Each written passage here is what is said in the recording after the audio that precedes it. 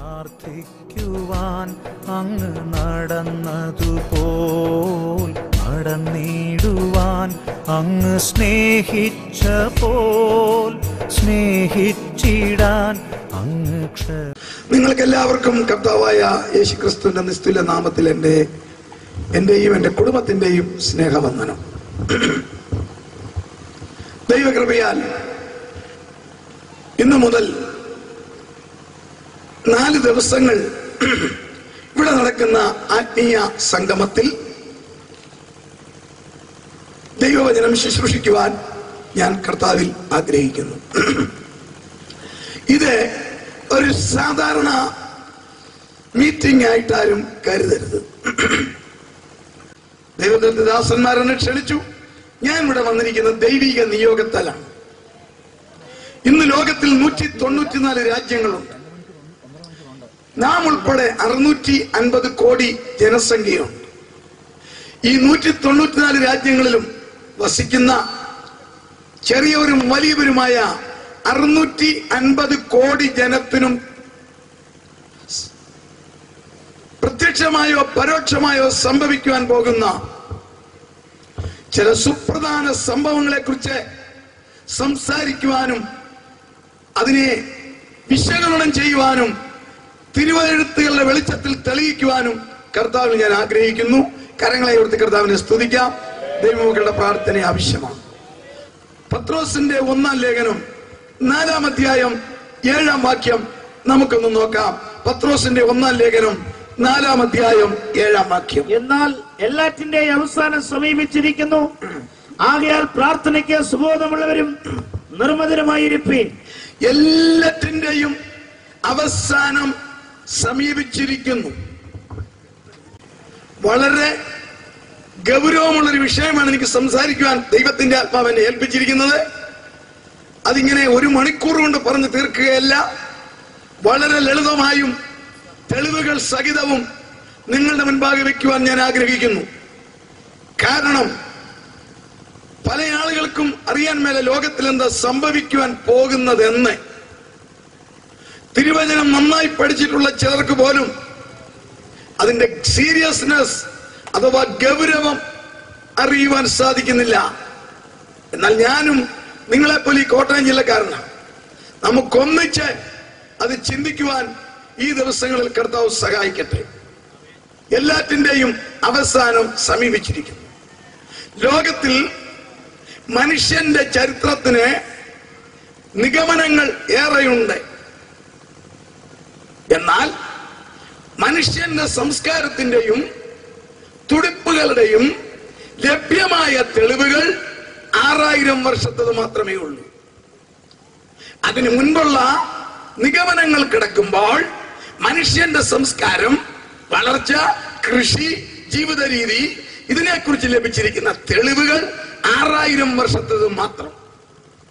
അഥവാ നമ്മുടെ കയ്യിലിരിക്കുന്ന തിരുവചനം അത് തന്നെ പറയുന്നു. ഇന്നേക്ക് 6000 വർഷങ്ങൾക്ക് മുൻപേ ഇന്ന് മാംസം തെറിക്കുന്ന, രക്തം ഒഴുകുന്ന ഇറാഖിലെ യൂഫ്രട്ടീസ് നദിയുടെ തടത്തിൽ യഹോവയായ ദൈവം അതിബൃഹത്തായ ഒരു തോട്ടമുണ്ടാക്കി. ഏദൻ താൻ സൃഷ്ടിച്ച മനുഷ്യനെ അവിടെയാക്കി. അന്നു മുതൽ ഈ 2008 വരെയുള്ള ഏതാണ്ട് 6000-ൽ പരം വർഷത്തിന്റെ ചരിത്രം പഠിക്കുമ്പോൾ മനുഷ്യന്റെ പുരോഗതിയുടെ പാർശ്വവീക്ഷണം നാം കാണിക്കാം. മനുഷ്യൻ ആദ്യം കണ്ടുപിടിച്ചത് തീയുടെ ഉപയോഗമാണ്. മരങ്ങൾ ഉരുമിയപ്പോഴും കല്ലുകൾ ഉരസിയപ്പോഴും ഉണ്ടായ സ്പാർക്കിങ്ങിൽ നിന്നും തീയുടെ ടെക്നോളജി മനുഷ്യൻ കണ്ടുപിടിച്ചു. തുടർന്ന് മൃഗങ്ങളിൽ വളരെ ഭേദമായിരുന്ന നായയെ ഇണക്കിയെടുത്തു. പിന്നീട് 3ാമത് മനുഷ്യൻ കണ്ടുപിടിച്ചത് താൻ ഭക്ഷിച്ച് വെളിയിൽ കളഞ്ഞ പഴങ്ങളുടെ കുരുക്കൾ കിളുക്കുന്നത് കണ്ടുപിടിച്ചു. പഴങ്ങളുടെ കുരു കിളിർക്കുന്നത് കണ്ടുപിടിച്ചപ്പോൾ കൃഷിയുടെ ടെക്നോളജി കണ്ടുപിടിച്ചു. അങ്ങനെ കൃഷി തുടങ്ങിക്കഴിഞ്ഞപ്പോൾ ഫലഭൂയിഷ്ഠമായ മണ്ണായതിനാൽ ആ വീര്യത്താൽ ഫലങ്ങൾ കൂടുതൽ കിട്ടിയപ്പോൾ തലച്ചുമട സാധ്യമായപ്പോൾ കമ്പുകൾ കെട്ടി വലിച്ചു. അതിനും ആയാസമായപ്പോൾ അവന്റെ ബുദ്ധിയിൽ ഉരുത്തിരിഞ്ഞതാണ് ചക്രങ്ങൾ. അന്ന് മുതൽ മനുഷ്യർ പുരോഗതിയിലേക്ക് വന്നേ ഏതാണ്ട് 180ഓളം വർഷങ്ങൾക്ക് മുൻപ് ബ്രിട്ടനിലെ മൈക്കിൾ ഫാരഡേ എന്ന് പറയുന്ന എഞ്ചിനീയർ ഈ വൈദ്യുതി അഥവാ പവർ കണ്ടുപിടിച്ചു. അതോടെ ലോകം ഒരു പരിഷ്കാരത്തിന്റെ കുതിച്ചുചാട്ടം, ശാസ്ത്ര ഭാഷയിൽ വ്യവസായ വിപ്ലവം. Marconi radio, Alexander Graham bell telephone, ഒടുവിൽ അമേരിക്കയിലെ റൈറ്റ് സഹോദരന്മാർ പ്ലെയിൻ, ഇങ്ങനെ കണ്ടുപിടിച്ച് ഇന്ന് നമ്മുടെ എല്ലാം വീടുകളിൽ മിക്കവാറുള്ള കമ്പ്യൂട്ടർ 1945 ഔദ്യോഗികമായി കമ്മീഷൻ ചെയ്തപ്പോൾ നാം ഇന്ന് നിൽക്കുന്നു കമ്പ്യൂട്ടർ യുഗത്തിൽ. വളരെ പുരോഗമിച്ച ഒരു ലോകം. ഇനി എങ്ങോട്ടൊരു എക്സ്പാൻഷൻ സാധിക്കുമെന്ന് സയൻസിന് പോലും അറിയാൻ മേല. ആകാശത്തിന്റെ രണ്ടാമത്തെ തട്ടിനെ കീറി 35,000 അടി പൊക്കത്തിൽ ആയിരക്കണക്കിന് പ്ലെയിൻ തലങ്ങും വിലങ്ങും പറക്കുന്നു. ഗ്രാമങ്ങൾ പോലും സോഡിയം വേപ്പറും ലൈറ്റുകൾ കൊണ്ട് പ്രകാശിത പൂരിതമാക്കിയിരിക്കുന്നു. വീടുകൾ അതിസുന്ദരമായ ഗേഹങ്ങൾ, നമ്മുടെ കാലിന്റെ പാദങ്ങളെക്കാൾ തിളങ്ങുന്ന ഫ്ലോറിംഗ്, വാഹനങ്ങൾ ചലിക്കുന്ന കൊട്ടാരം, ടെലികമ്മ്യൂണിക്കേഷൻ, ലോകത്തിൽ എല്ലാ രാജ്യങ്ങളും തമ്മിൽ സെക്കൻഡുകൾക്കകം കാര്യങ്ങൾ സംസാരിച്ചു തീർക്കുന്ന പുതിയ ടെക്നോളജി. ഈ ലോകത്തെ ഒരു പന്ത് പോലെ സയൻസ് ചുരുക്കാക്കി. നിങ്ങളുടെ എന്റെ കയ്യിലിരിക്കുന്ന മൊബൈൽ ഉപയോഗിച്ചാൽ സെക്കൻഡുകൾ വേണ്ടല്ലോ ലോകത്തിൽ എവിടെയും ബന്ധപ്പെടാം. ഭക്ഷണം, അതിസ്വാദേറിയ ഭക്ഷണം, ചെലവേറിയത്. അങ്ങനെ അലങ്കാരങ്ങളുടെ ഒരു ഘോഷയാത്ര ലോകത്തിൽ നടക്കുമ്പോൾ സയൻസ് ഇനിയും നൂതന കണ്ടുപിടുത്തങ്ങൾ കണ്ടുപിടിച്ചുകൊണ്ടിരിക്കുന്നു. പുറകെ ചിന്തിക്കാം. ഈ കണ്ടുപിടുത്തങ്ങളെല്ലാം കണ്ടുപിടിച്ച് ഇത്രയും പുരോഗതി ഉണ്ടായി. പുറമേ നോക്കുമ്പോൾ സുന്ദരമായ ലോകമാണെങ്കിലും ഞാനൊരു സത്യം പറയട്ടെ, ഈ ലോകം 650 കോടി ജനങ്ങളെയും കൊണ്ട് മുങ്ങിക്കൊണ്ടിരിക്കുന്ന ഒരു കപ്പലാ. Praise the lord, hallelujah. ഇതിൽ നിന്നും രക്ഷപ്പെടാൻ പണത്തിന് സാധിക്കത്തില്ല, സയൻസിന് സാധിക്കത്തില്ല, കഴിവുകൾക്ക് സാധിക്കത്തില്ല. ഒറ്റ വഴിയേ ഉള്ളൂ, രക്ഷയുടെ ബലപ്പെട്ടാൽ ഈ കപ്പലിൽ നിന്നും രക്ഷപ്പെടാം. എന്താ ഞാൻ അങ്ങനെ പറയുന്നത്? Price the Lord. നിങ്ങൾ ലോകത്തിലേക്ക് നോക്കിക്കേ. ഇന്ത്യ ഉൾപ്പെടെയുള്ള 9 രാജ്യങ്ങളിലായി 1,20,000 ആറ്റമായുധം ഇരിപ്പുണ്ട്. 1,20,000 ആറ്റം വെപ്പൺ. ഭാഗ്യത്തിനോ നിർഭാഗ്യത്തിനോ ആറ്റം നിർമ്മിക്കുന്ന 6ാമത്തെ രാജ്യമായി ഇന്ത്യ. ഇത് നിർമ്മിക്കുന്ന ശാസ്ത്രജ്ഞന്മാർ പറയുന്നു, ഇതൊന്നിച്ചു പൊട്ടിച്ചാൽ ഈ ലോകത്തിലുള്ള മുഴുവൻ ജനങ്ങളെയും 2 മിനിറ്റിനകം 12 പ്രാവശ്യം കൊല്ലാം. നാഗസാക്കിയിൽ, ഹിരോഷിമയിൽ 2 ബോംബ് ഇട്ടപ്പോൾ 5 ലക്ഷം പോയി. 8-10 ലക്ഷം റേഡിയേഷൻ ഏറ്റെങ്കിൽ അതിനേക്കാൾ 100 മടങ്ങ് വലിപ്പം സംഹാരശേഷിയുള്ള ആറ്റം ആയുധങ്ങൾ ലോകരാഷ്ട്രങ്ങളുടെ കയ്യിലിരിപ്പുണ്ട്. അങ്ങനെ ഒരാറ്റം യുദ്ധത്തിന്റെ ഭീതിയിൽ ലോകം നിൽക്കുമ്പോൾ മറുവശത്ത് നോക്കിക്കേ, മിക്ക രാജ്യങ്ങളിലെയും പ്രസിഡന്റുമാർക്കും പ്രധാനമന്ത്രിമാർക്കും സേനാനായകന്മാർക്കും ഉയർന്ന പോലീസ് ഉദ്യോഗസ്ഥന്മാർക്കും തലവേദനയുള്ള ഒരു വിഷയമുണ്ട്. പരിഹാരം കാണുവാൻ ഒരു രാഷ്ട്ര തലവനും സാധിക്കുന്നില്ല. അതിഭയങ്കരമായ ഒരു വിഷയമുണ്ട്. ലോകത്തിൽ തീവ്രവാദികൾ പെരുകുന്നു. ടെററിസം ചെറിയ കൂട്ടരല്ല. സ്വന്തമായ ഹെലികോപ്റ്ററും AK-47 റൈഫിളും കനത്ത ബാങ്ക് ബാലൻസും ഓഫീസുകളുമുള്ള തീവ്രവാദികൾ ലോകം മുഴുവൻ പെരുകി കഴിഞ്ഞിരിക്കുന്നു. ഏതെങ്കിലും ഒരു തീവ്രവാദിയെ ഒറ്റയ്ക്ക് വെടിവെച്ചു എന്ന് കേൾക്കുന്നതല്ലാതെ അമേരിക്കൻ പ്രസിഡന്റ് ബുഷിനോ ഇന്ത്യൻ പ്രധാനമന്ത്രിക്കോ ഇംഗ്ലണ്ട് പ്രധാനമന്ത്രിക്കോ ഒന്നും തീവ്രവാദം പറിച്ചു കളയുവാൻ സാധിക്കുന്നില്ല. ഈ ആധുനിക സംവിധാനങ്ങളും ഉപകരണങ്ങളും കയ്യിലുണ്ടായിട്ടും തീവ്രവാദികളുടെ പിടിയിൽ നിന്നും വിടുതല കിട്ടുന്നില്ല. എന്താ കാര്യം? ആർക്കും സാധിക്കത്തില്ല. തീർത്ത് ഞാൻ പറയാം, വചന നിവൃത്തിയ. ഈ തീവ്രവാദികൾ ഇങ്ങനെ പെരുകുവാൻ കാരണം എന്താണെന്ന് അറിയാമോ? അവരുടെ നേതാവ് പുറകെ വരുന്നു. ദാനിയേൽ പ്രവചനം 9-ാം അധ്യായം 27-ാമത്തെ വാക്യത്തിൽ കാണാം, വരുവാനിരിക്കുന്ന പ്രഭുവിന്റെ പടജനം. കർത്താവ് പറഞ്ഞു, ഈ ലോകത്തിന്റെ പ്രഭു വരുന്നു. ആരാണ് ഈ ലോകത്തിന്റെ പ്രഭു? ദൈവദാസന്മാരുടെ ഭാഷയിൽ എതിർ ക്രിസ്തു. എതിർ ക്രിസ്തുവിന്റെ പടജനം. നോക്കിക്കേ, ഇന്ത്യൻ പ്രധാനമന്ത്രി പാമ്പാടിയിൽ വരികയാണെങ്കിൽ 3 ആഴ്ചകൾക്ക് മുമ്പേ, 1 മാസത്തിന് മുമ്പേ പോലീസ് ഈ പാമ്പാടി കസ്റ്റഡിയിലെടുക്കും, നിരീക്ഷണം തുടങ്ങും. ഇതുപോലെ 7 വർഷക്കാലം ഈ ലോകം തകർത്തു ഭരിക്കുവാൻ സാത്താൻ വരുന്നതിന് മുന്നോടിയായി അവന്റെ ആളുകൾ, നോക്കിക്കേ, ആരാണ് തീവ്രവാദികൾ? വരുവാനിരിക്കുന്ന പ്രഭുവിന്റെ പടജനം. പടയല്ല, ജനം പടയായത് ഈ ലോകത്തിൽ, കേരളത്തിലും വടക്കേന്ത്യയിലും അമേരിക്കയിലും ഇംഗ്ലണ്ടിലും ഗൾഫിലും നിരന്ന് കഴിഞ്ഞുവെങ്കിൽ എന്റെ പ്രിയന്റെ വരവെടുത്തു. തീവ്രവാദികൾ ലോകത്തിൽ നിരന്നു കഴിഞ്ഞു. അവരെ നിയന്ത്രിക്കുവാൻ ആർക്കും സാധിക്കത്തില്ല. മറുവശത്ത് നിങ്ങൾ നോക്കിക്കേ, ലോകരാഷ്ട്രങ്ങളിലെല്ലാം പൊളിറ്റിക്കൽ ഇറിറ്റേഷൻസ്. എല്ലാ രാജ്യവും ഭരിക്കുന്നത് പ്രഗത്ഭന്മാരാ. എന്നാൽ രാഷ്ട്രീയ അസ്വസ്ഥതകൾ, അസ്ഥിരതകൾ. അർത്ഥം, ഇന്നത്തെ ഭരണങ്ങളിൽ ലോക ജനത തൃപ്തിപ്പെടുന്നില്ല. വേറെ എന്തിനോ ആർക്കോ വേണ്ടി ലോകം ദാഹിക്കുന്നു. Praise the Lord. ഇന്നത്തെ ഭരണകൂടങ്ങളെല്ലാം നല്ല വിദ്യാഭ്യാസമുള്ളവരും കഴിവുള്ളവരുമാണ്. എന്നാൽ എന്തോ ലോക ജനതയ്ക്കൊരു മടുപ്പേ. എവിടെ ചെന്നാലും അസ്വസ്ഥകളും അപസ്വരങ്ങളും ആരോപണങ്ങളുമാ. അതിന്റെ അർത്ഥം, മനുഷ്യർ ഇന്നത്തെ ഭരണരീതി മടുത്തെങ്കിൽ വേറെ ഒരുവൻ പുറകെ വരാൻ പോകുന്നു. മറുവശത്ത് നിങ്ങളൊന്ന് നോക്കിക്കേ. Price the Lord. ഈ മനോഹരമെന്ന് പറയുന്ന ലോകത്തിലേക്ക് നോക്കുമ്പോൾ നിങ്ങൾക്ക് കാണാം, കാലാവസ്ഥ കലിതുള്ളി നിൽക്കുന്നു. 98.5 ഡിഗ്രി ചൂടിൽ ശരീരമുള്ള മനുഷ്യർ ഈ ഭൂമിയിൽ താമസിക്കുവാൻ സാധിക്കാത്ത വിധത്തിൽ കാലാവസ്ഥ മാറിക്കഴിഞ്ഞു. വേറെ ഒരു വസ്തു നിങ്ങൾ നോക്കിക്കേ, കടലിന്റെ ഇരമ്പൽ. രാജ്യങ്ങൾ കോടിക്കണക്കിന് ഡോളർ ചെലവാക്കി മിഷനറീസ് സ്ഥാപിച്ചു കഴിഞ്ഞു കടലിനെ ഭയപ്പെട്ടെ. ലോകത്തിലെ ശാസ്ത്രജ്ഞന്മാർ ശക്തമായ സുനാമി പ്രതീക്ഷിക്കുന്നു. മറുവശത്ത് നിങ്ങൾ നോക്കിക്കേ, ഇന്ത്യ ഉൾപ്പെടെ രാജ്യങ്ങൾ ഏത് സമയത്തും മിണ്ടുകീറുന്ന ഭയങ്കരമായ ഒരു ഭൂകമ്പത്തിന് ഭൂഗർഭ ശാസ്ത്രജ്ഞന്മാർ മുന്നറിയിപ്പ് നൽകിക്കഴിഞ്ഞു. ഏത് സമയത്തും ഏറ്റവും ശക്തമായ ഭൂകമ്പം ഇന്ത്യയിലും ഏഷ്യയിലും വരാൻ പോകുന്നു. ഇതെല്ലാം ഞാൻ ആദ്യം പറയുകയാണ്, പുറകെ ഇതിന്റെ വിശദീകരണങ്ങളുണ്ട്. മറുവശത്ത് നോക്കിക്കേ, സമ്പദ്ഘടന പൊട്ടിപ്പോയി. ബിസിനസ് നടത്തുന്ന സഹോദരന്മാർ ഇതിനകത്തുണ്ട്. അവർക്കറിയാം, ബിസിനസ്സുകൾ കുമ്പുകുത്തുന്നു, രാജ്യങ്ങൾ കടക്കണിയിൽ, വ്യക്തികൾ കടക്കണിയിൽ.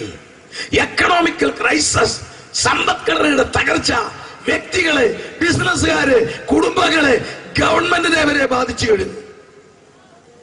ബാങ്കുകൾ പിടിച്ചു നിൽക്കാൻ പാടുപെടുന്നു. ബാങ്കുകൾ പിടിച്ചു നിൽക്കുവാൻ പാടുപെടുന്നു. പ്രശസ്തമായ കമ്പനികൾ തകരുന്നു. ഇന്ത്യയുടെ ഒരു നല്ല ഭാഗം പോലും വിലയ്ക്ക് മേടിക്കാൻ ആസ്തി ഉണ്ടായിരുന്ന എൻറോൺ, ലോകത്തിലെ ഏറ്റവും വലിയ കമ്പനി, ഒരു കാലത്ത് ടൈറ്റാനിക് തകരത്തില്ലെന്ന് പറഞ്ഞ പോലെ ഉറപ്പുണ്ടായിരുന്ന എൻറോൺ പൊട്ടിപ്പോയിട്ട് അതിന്റെ ചെയർമാൻ ആത്മഹത്യ ചെയ്തു. സമ്പദ്ഘടന തകരുന്നു. ചിലതിന്റെ ഉത്തരം കൂടെ ഞാൻ പറഞ്ഞു പോകട്ടെ. എന്തുകൊണ്ട് സമ്പദ്ഘടന തകരുന്നു? നിങ്ങളുടെയോ എന്റെയോ കയ്യിൽ 500-ന്റെയോ 1000-ന്റെയോ കറൻസി കാണും, ഇല്ലേ? 10,000-മോ 20,000-മോ 30,000-മോ വരവ് കാണും. പക്ഷെ തികയുന്നുണ്ടോ? ചെലവുമായി പൊരുത്തപ്പെടുന്നുണ്ടോ? എന്തേ കാരണം? ലോകത്തിന്റെ സമ്പദ്ഘടന ഒരുത്തന്റെ കയ്യിലോട്ട് ചെന്ന് വീഴാൻ പോകുന്നു. ചെറിയ കടകൾ മുതൽ മെഡിക്കൽ കോളേജ് വരെ മരുന്ന് കിട്ടും. മെഡിക്കൽ സയൻസ് പുരോഗമിച്ചു. അവയവങ്ങൾ മറിച്ചു നടുന്നു. ഹാർട്ട് അറ്റാക്കിനോട് സ്ഥിരം യാത്ര പറയിക്കാൻ നോക്കുന്നു. ക്യാൻസറിനെ ഒതുക്കാൻ നോക്കുന്നു. എങ്കിലും എല്ലാവരും തന്നെ രോഗികൾ. ഈ ലോകം രോഗികളുടെ ഒരു കൂടാരമായി മാറി. എന്റെ പ്രഭാഷണം കേൾക്കുന്നവരിലും ഒരു രോഗവുമില്ല എന്ന് സാധാരണഗതിയിൽ ആരും പറയത്തില്ല. എന്തെങ്കിലും ഒരു ഡിഫക്റ്റ് ഇല്ലാത്ത ഒരാൾ ഇവിടെ ഇല്ല. ഇത് പാപം നിമിത്തമല്ല, സംഗതി നമുക്കിവിടെ ജീവിക്കാൻ മേലാത്ത സിസ്റ്റമായി. രോഗത്തിന് പല കാരണങ്ങളുണ്ടെങ്കിലും മുഖ്യമായ കാരണം നമുക്കിവിടെ ജീവിക്കുവാൻ സാധിക്കത്തില്ല ഒരു മനുഷ്യർക്കും. ഈ ലോകം രോഗികളുടെ കൂടാരമായി. മറുവശത്തെ കുടുംബജീവിതങ്ങൾ തകരുന്നു. വിവാഹങ്ങൾ വിവാഹമോചനത്തിൽ ചെന്ന് കയറുന്നു. ഇല്ലേ? തകർന്ന കുടുംബജീവിതത്തിന്റെ സ്വപ്നങ്ങളുമായി എത്ര പെൺകുട്ടികൾ വീടുകളിൽ. മറുവശത്ത് മനുഷ്യൻ മൃഗങ്ങളെക്കാൾ ഹീനമായ സ്വഭാവമായി മാറി. ചന്ദ്രനിൽ പോയി എന്ന് അഭിമാനിക്കുന്നവൻ, കടലിലിറങ്ങിയെന്ന് പറയുന്നവൻ, ചൊവ്വയിൽ കാലുകുത്താൻ തയ്യാറാകുന്ന മനുഷ്യൻ മൃഗങ്ങൾ ചെയ്യാത്ത ധാർമ്മിക ഹീന പ്രവർത്തികൾ ചെയ്യുന്നു. എന്ത് ഇതിന്റെ കാരണം? ഈ പറഞ്ഞതെല്ലാം യാഥാർത്ഥ്യമല്ലേ? എന്താണ് കാരണം? അത് പറയുവാൻ പോവുകയാണ്. ഓടിച്ചല്ല ഞാൻ പറയുന്നത്, വളരെ ലളിതമായി വിശദീകരിച്ച് സംസാരിക്കാനാണ് 4 ദിവസം ദൈവദാസന്മാർ ക്രമീകരിച്ചിരിക്കുന്നത്. ഈ സിസ്റ്റം ഇവിടെ മാറാൻ പോവുകയാണ്. കർത്താവിൽ ആശ്രയിച്ച് തിരുവചനത്തിൽ കൂടി അനികാല സംഭവത്തിൽ കൂടി ഞാൻ അത് തെളിയിക്കുവാൻ ആഗ്രഹിക്കുന്നു. ഈ സിസ്റ്റം ഇവിടെ മാറും. കരങ്ങളെ ഒരു ദൈവത്തെ സ്തുതിച്ച്. ഈ സിസ്റ്റം ഇവിടെ മാറും. ലോകത്തിൽ നിരവധി സൃഷ്ടികളുണ്ട്. അതിലേറ്റവും പ്രധാനപ്പെട്ട സൃഷ്ടിയുടെ പേരാണ് മനുഷ്യൻ. മനുഷ്യന്റെ പ്രത്യേകത എന്താണ്? 3 തരത്തിൽ ജീവനുള്ള സിസ്റ്റം ഇവിടെ ഉണ്ട്. 1 plant kingdom, 2 animal kingdom, 3 human kingdom. Plant kingdom ജീവനുണ്ടെങ്കിലും യാതൊരു നേച്ചറും ഇല്ല. ഒടിച്ചിട്ടാൽ വെട്ടിയാൽ അത് തീർന്നു. ആനിമൽ കിങ്ഡം മക്കളോട് സ്നേഹമുണ്ട്. പശുക്കൾക്കും മറ്റു മൃഗങ്ങൾക്കും പക്ഷികൾക്കും എത്ര നാൾ പീരിയോഡിക്കൽ അഫെക്ഷൻ. ഒരു പശു പ്രസവിച്ചാൽ ആ കിടാവിനോടുള്ള സ്നേഹം 8 or 9 മാസം മാത്രം. അടുത്ത പ്രസവത്തിന് ശരീരത്തിൽ ഹീറ്റിംഗ് ആയി കഴിയുമ്പോൾ അതുവരെ പാല് കൊടുത്ത കിടാവിനെ കുത്തി ഓടിച്ച് ബന്ധം വിടും. ഇല്ലേ? എന്നാൽ മനുഷ്യനോ, മക്കൾ, കൊച്ചുമക്കൾ, ചേട്ടൻ, ചേട്ടത്തി, അനിയൻ, അളിയൻ, അയൽക്കാരൻ എങ്ങനെ വന്നു? മനുഷ്യന്റെ പ്രത്യേകത സ്വന്തമായി ചിന്തിക്കുവാനും പ്രവർത്തിക്കുവാനും നൂതനമായ സംഭവങ്ങൾ കണ്ടുപിടിക്കുവാനും മനുഷ്യന് കഴിവേ ഇല്ലേ?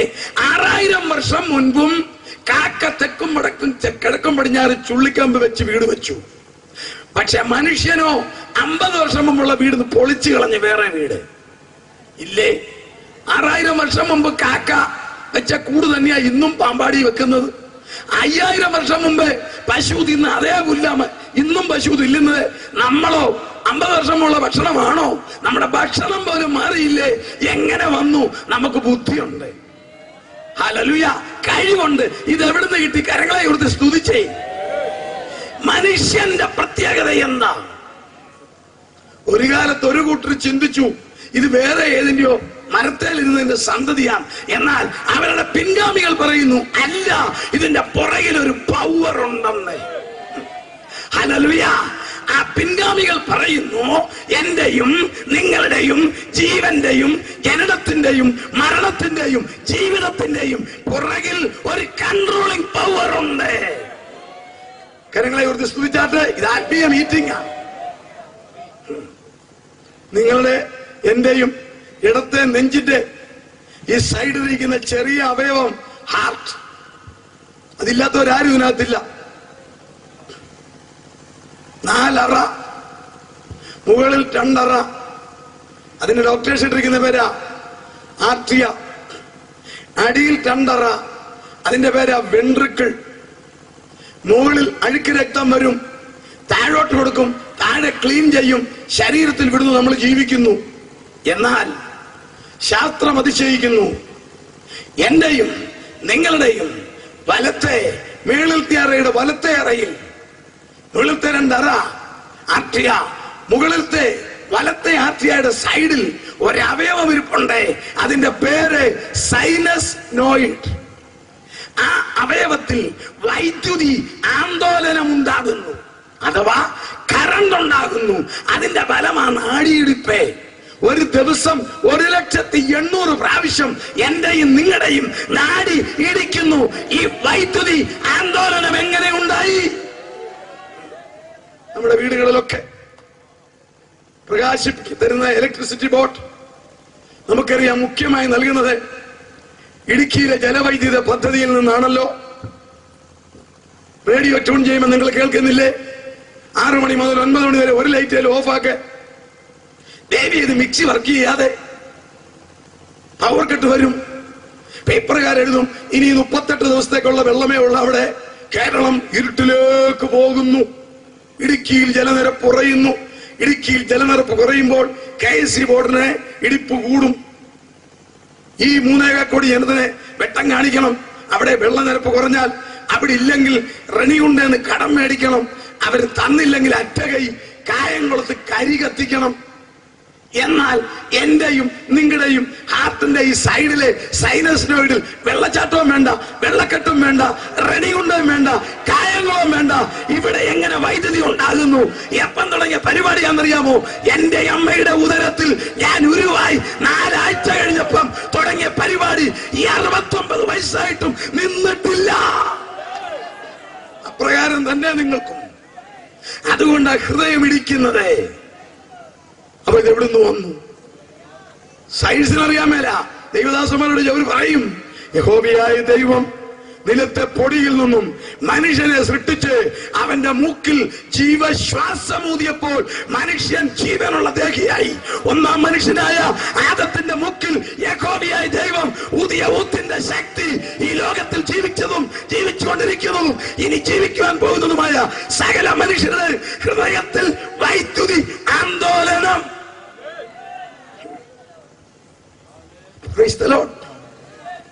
അവൾ അറിയാം ഇതിന്റെ പുറയിൽ ഒരാളുണ്ട്. മനുഷ്യന്റെ പ്രത്യേകത. ഹൃദ്രോഗത്തിന് നമ്മൾ പറയും ഹൃദ്രോഗം. ഡോക്ടർമാർ അങ്ങനെയല്ല പറയുന്നത്. ഡോക്ടേഴ്സോടുണ്ട് അവര് പറയുന്നത് അങ്ങനെയല്ല. അവര് പറയുന്നത് ട്രാക്കികാർഡിയ. അതിന് കാരണം അവർ പറയും ഹൃദയത്തിന്റെ പേശികൾ ഇങ്ങനെ വളയം ഉണ്ടാവും. വളയം, തെര പോലെ വളയം.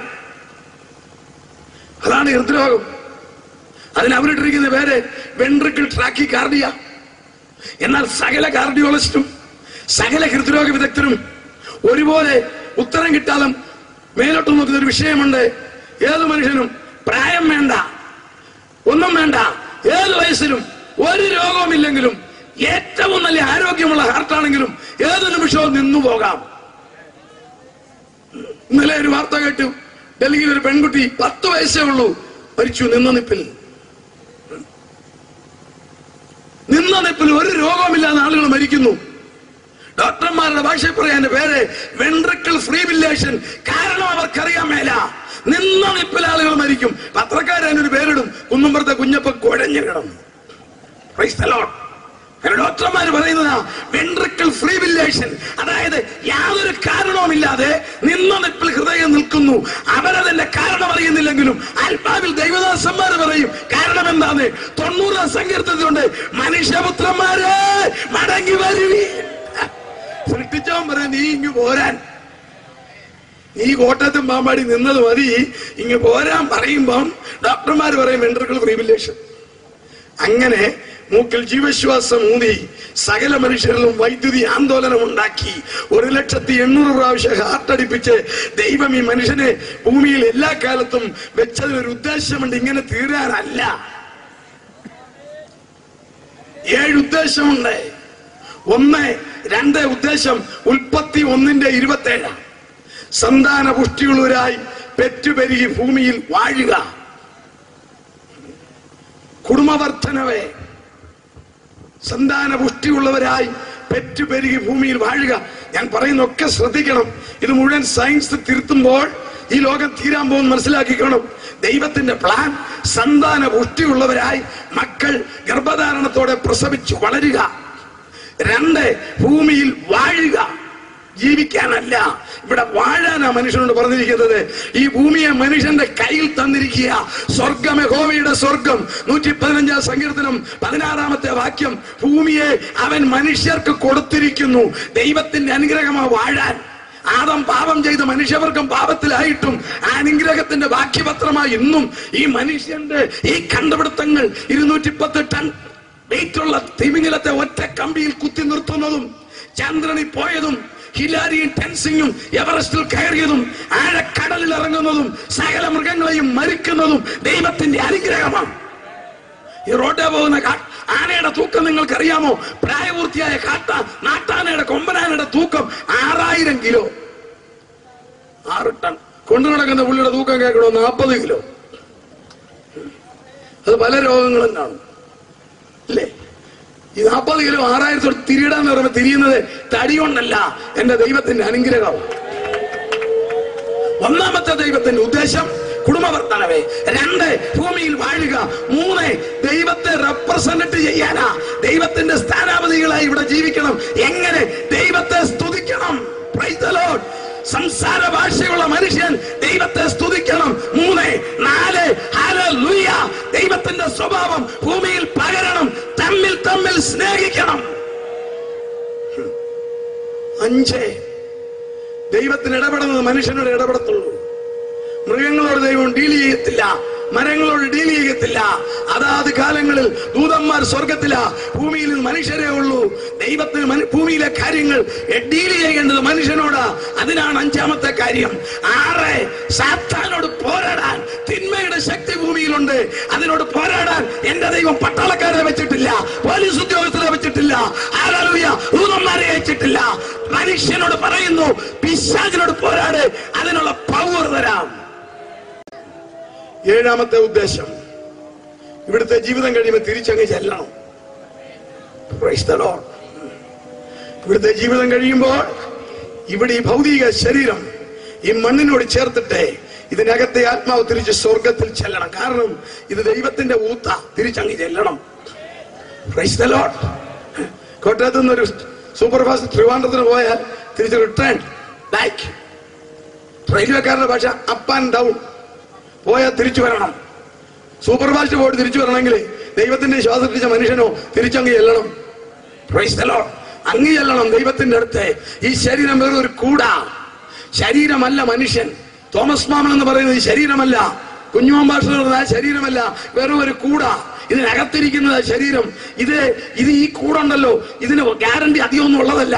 ഇത് തന്നെ നമ്മളോട് എന്നും പറയുന്നില്ലേ, എണ്ണതാ, കുഴമ്പുതാ, ഗുളികതാ പറയുന്നില്ലേ, അവിടെ ബാമ്പരട്ടെ, ഇവിടെ ബാമ്പരട്ടെ, ഇനി നിൽക്കാൻ മേല. ഈ ബോഡി നമ്മളോട് പറയാ, എന്നെ നീ സൂക്ഷിക്കേ, എന്നെ നീ പരിപാലിക്കേ. അവിടെ ചൂട് വെച്ചതാ, ഇവിടെ വാട്ടറായി വെക്ക്, ഇല്ലേ ഇഞ്ചക്ഷൻ താ, ഗുളികതാ, എന്നെ മയക്കിയിട. എന്താ? ഈ ശരീരത്തിനൊന്നുമില്ല, ഇതിനകത്തൊരു പവർ ഉണ്ട്. ആ പവറിന്റെ പേരാ ജീവൻ. ആ പവറാണ് ആത്മാവ്. അത് മതത്തിൻ്റെതല്ല, സഭയുടേതല്ല, എന്റേതുമല്ല, എന്റെ ദൈവത്തിൻ്റെതാണ്. 2 ശക്തികൾ എന്നിലും നിങ്ങളിലും ഉണ്ട്. 1 എന്റെ ബുദ്ധി, 2 എന്റെ ആത്മാവ്. എന്റെ ബുദ്ധി എന്റെ തലച്ചോറിന്റെ മിടുക്ക, നിങ്ങളുടേതും. 3 കോടി ന്യൂറോൺ, 30 കോടി സ്നാപ്സ്. തമ്പുരാൻ തന്ന സംഭാവന. 2 ഭാഗം. ഹിപ്പോ കാമ്പസ് കോളേജ് കാമ്പസിനൊക്കെ വലുതാ. ഈ ഉച്ചിയുടെ താഴെ ഇപ്പുറം നിയോ കോർട്ടക്സ്. ഇവിടെ 24 മണിക്കൂറിനും 10,000 കോടി വിവരം വരും. ഉറങ്ങുമ്പോൾ ഇവിടെ വിവരം വരുന്നുണ്ട് ഈ ഫാക്ടറി. ഇത് നമ്മുടെ ബുദ്ധിയാണ്. അതിനെ ഉത്തേജിപ്പിക്കാൻ കുഞ്ഞുങ്ങൾക്ക് നല്ല ഭക്ഷണവും ടോണിക്കും മുട്ടയും പാലും ഏത്തക്കായും ഒക്കെ കൊടുത്താൽ ബുദ്ധി വരും. എന്നാൽ മനസ്സിനിട്ട് ആ പണി നടക്കത്തില്ല. മനസ്സ് ദൈവത്തിന്റെ ജീവന്റെ സ്പന്ദനമാ. ഹല്ലേലൂയ. ആ മനസ്സാണ് മനുഷ്യൻ. ഈ ശരീരം ഇവിടെ തീരും. ഇതിനകത്തെ ആത്മാവ് മതജാതി വ്യത്യാസമില്ലാതെ സകലതും തിരികെ ചെല്ലണം ദൈവം ആഗ്രഹിക്കുന്നു. ഇതൊരുവൻ അറിയാം. അവന്റെ പേരാ നിങ്ങൾക്കറിയാം. ഞാൻ കൂടുതൽ വിശദീകരിക്കുന്നില്ല. തിന്മയുടെ ശക്തി സാത്താൻ ആരാണെന്നറിയാമല്ലോ. സയൻസിന്റെ ഭാഷ പറഞ്ഞാൽ 6.5 കോടി വർഷം മുമ്പേ സയൻസ് കണ്ടുപിടിച്ച് ഭൂമി പാഴിശൂന്യമായി. 6.5 കോടി വർഷം മുമ്പേ ഉൽപ്പത്തി 1:1 പറയുന്ന ഭൂമി പാഴിശൂന്യവുമായി. പലിയന്റോളജി അനുസരിച്ച്, റേഡിയോ അസ്ട്രോണമി അനുസരിച്ച് ശാസ്ത്രവും തെളിയിച്ചു. 6.5 കോടി വർഷം മുമ്പേ ഒരു ആകാശപ്പാറ, അസ്ട്രോയിഡ്, പ്രപഞ്ചത്തിന്റെ വടക്കുഭാഗത്തു നിന്ന് പാഞ്ഞു വന്ന് ഭൂമിക്കിട്ട് ഒരിടി, ഒറ്റയിടി. ആ ഇടിയിൽ ഈ ഭൂമി ഒന്ന് കുലുങ്ങി, പൊടി പൊങ്ങി, കാടുകൾ കത്തി, മൃഗങ്ങൾ ചത്തു, സൂര്യൻ ഇരുണ്ടു, അന്ധകാരം നിറഞ്ഞു, വെള്ളം കൊണ്ട് തീർന്നു. ശാസ്ത്രഭാഷ കേൾക്കണമോ? ഭൂമി പാഴും ശൂന്യവുമായി. അതാ ഉൽപ്പത്തി പഠിപ്പിക്കുന്നത്. ആദിയിൽ ദൈവം ആകാശവും ഭൂമിയും സൃഷ്ടിച്ചു. ഭൂമി പാഴും ശൂന്യവുമായിരുന്നു. സമയം ലഭിച്ചാൽ നമുക്ക് ചിന്തിക്കാം. അതെ, അങ്ങനെ 6.5 കോടി വർഷം മുമ്പാണ് അത് സംഭവിച്ചതെന്ന് സയൻസ് പറയുമ്പോൾ 6.5 കോടി വർഷം മുമ്പേ സ്വർഗത്തിൽ ഒരു സംഭവം ഉണ്ടായി. ദൈവത്തോട് അടുത്തു നിന്ന അതിസുന്ദരനായ ദൂതന്റെ അകത്തൊരു ചിന്ത വന്നു, എനിക്കും ദൈവത്തെ പോലായ കൊള്ളാം. അറിയാമല്ലോ, ദൈവദാസന്മാർക്കും ദൈവമക്കൾക്കും വചനം പഠിക്കുന്നവർക്കും അവന്റെ സൗന്ദര്യത്തിന്റെ പ്രഭ നിമിത്തം അവൻ അഹങ്കരിച്ചു. ലൂസിഫർ ആരോടും അവൻ പറഞ്ഞില്ല, അവന്റെ ഉള്ളിൽ തോന്നിയതേ ഉള്ളൂ. അതാണ് ദൈവത്തിന്റെ ശക്തി. അവന്റെ ഉള്ളിൽ തോന്നിയത് ദൈവത്തിന്റെ പരിജ്ഞാനത്തിന്റെ കമ്പ്യൂട്ടറിൽ തെളിഞ്ഞു.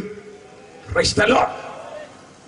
ദൈവത്തിന്റെ പരിശുദ്ധിക്കും സ്വർഗത്തിന്റെ വിശുദ്ധിക്കും ആ തോന്നലോടെ കൊള്ളാത്തതിനാൽ അവനെ അടിച്ചിറക്കി താഴോട്ടിട്ട് അവന്റെ തേജസ് പോയി, അവന്റെ പ്രകാശം പോയി, ശക്തി പോയിട്ടില്ല. തേജസ് പോയി, പ്രകാശം പോയി. അതാ സാത്താൻ. അല്ലാതെ ഒരു രൂപമുള്ളവനല്ല, ദൃശ്യമായ യാതൊരടയാ ഒരു ശരീരമുള്ളവനല്ല. പലരുടെയും ധാരണയുണ്ട്, ചൊവ്വാഴ്ച വെള്ളിയാഴ്ച റോഡേ പോകും, ബാക്കി ദിവസം കരിമനെ കയറിയിരിക്കും. നോ, 365 ദിവസവും ഏത് മനുഷ്യന്റെ ഹൃദയത്തിൽ അനുവദിച്ച തോമസ് മാമന്റെ ഉള്ളിലും കയറാൻ ശ്രമിക്കുന്നവനാ സാത്താൻ. എന്നാൽ അനുവദിച്ചില്ലെങ്കിൽ ഓടിപ്പോകും. പിശാചിനോട് എതിർത്ത് നിൽപ്പീൻ, എങ്കിൽ അവൻ നിങ്ങളെ വിട്ട് ഓടിപ്പോകും. കരങ്ങളെ ദൈവത്തെ സ്തുതിക്കാം. അങ്ങനെ സാത്താൻ പാപം മനുഷ്യനിൽ ചെയ്തപ്പോൾ ദൈവത്തിന്റെ ഉദ്ദേശം നടക്കത്തില്ല. അവൻ വിശുദ്ധിയിൽ നിന്ന് മാറിയപ്പോൾ സ്വർഗത്തിൽ മനുഷ്യനെ കൊണ്ടുപോകാൻ ഒക്കത്തില്ല. മനുഷ്യൻ പാപിയായി. മനുഷ്യൻ പാപിയായതിന്റെ ഉത്തരവാദിത്വം മനുഷ്യനല്ലെന്ന് വേണമെങ്കിൽ പറയാം. കാരണം പാപം ആദാമിൽ അല്ലുണ്ടായത്. ആദാമിനെ സൃഷ്ടിക്കുന്നതിന് മുൻപ് പാപമുണ്ട്. 2 പത്രോസ് 2:4 പറയുന്നു, പാപം ചെയ്ത ദൂതന്മാരെ ദൈവം ആദരിക്കാതെ അന്ധതമസിന്റെ ചങ്ങലയിട്ടു അഗാധ കൂപത്തിൽ അടച്ചു. ഈ സംഭവം നടക്കുമ്പോൾ ഭൂമി പോലും ഈ കണ്ടീഷനിൽ ഇല്ല. എന്നാൽ റോമർ 5:12 പറയുന്നു, ഏക മനുഷ്യനാൽ പാപം ഭൂമിയിൽ കടന്നു. ഏക മനുഷ്യനാൽ. ഒന്ന് വായിച്ചാ വാക്യം, റോമർ 5:12 വായിക്കാം. റോമർ 5:12.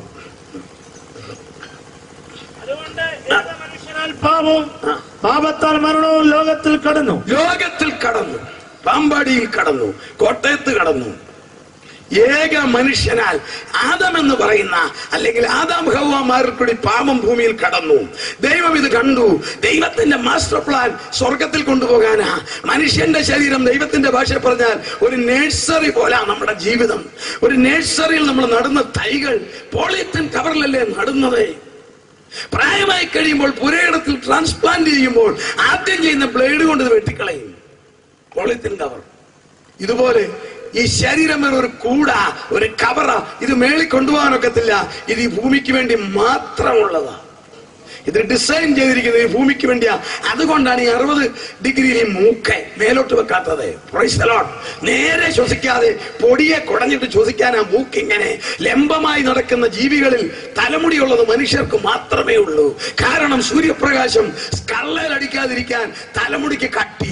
അത് തന്നെ ചൂട് കൂടുതലുള്ള ആഫ്രിക്കയിലെ ആളുകളുടെ മുടി നിങ്ങൾ കണ്ടിട്ടുണ്ടോ? സയൻസ് പരീക്ഷിച്ച് തെളിയിച്ചു. അവരുടെ മുടി ചുരുണ്ടിരിക്കുന്നത് അത്യുഗ്ര ചൂടായതിനാൽ മുടി ചുരുട്ടി വെച്ചാൽ വായു അതിനിടയിൽ കയറിയിരുന്നത് തെർമോകൂൾ ഉണ്ടാകും. അതിന് അവന്റെ മുടി ചുരുട്ടിയത്. Price the Lord. ഈ ഭൂമിക്ക് വേണ്ടി മാത്രമായി ഈ ഡിസൈൻ.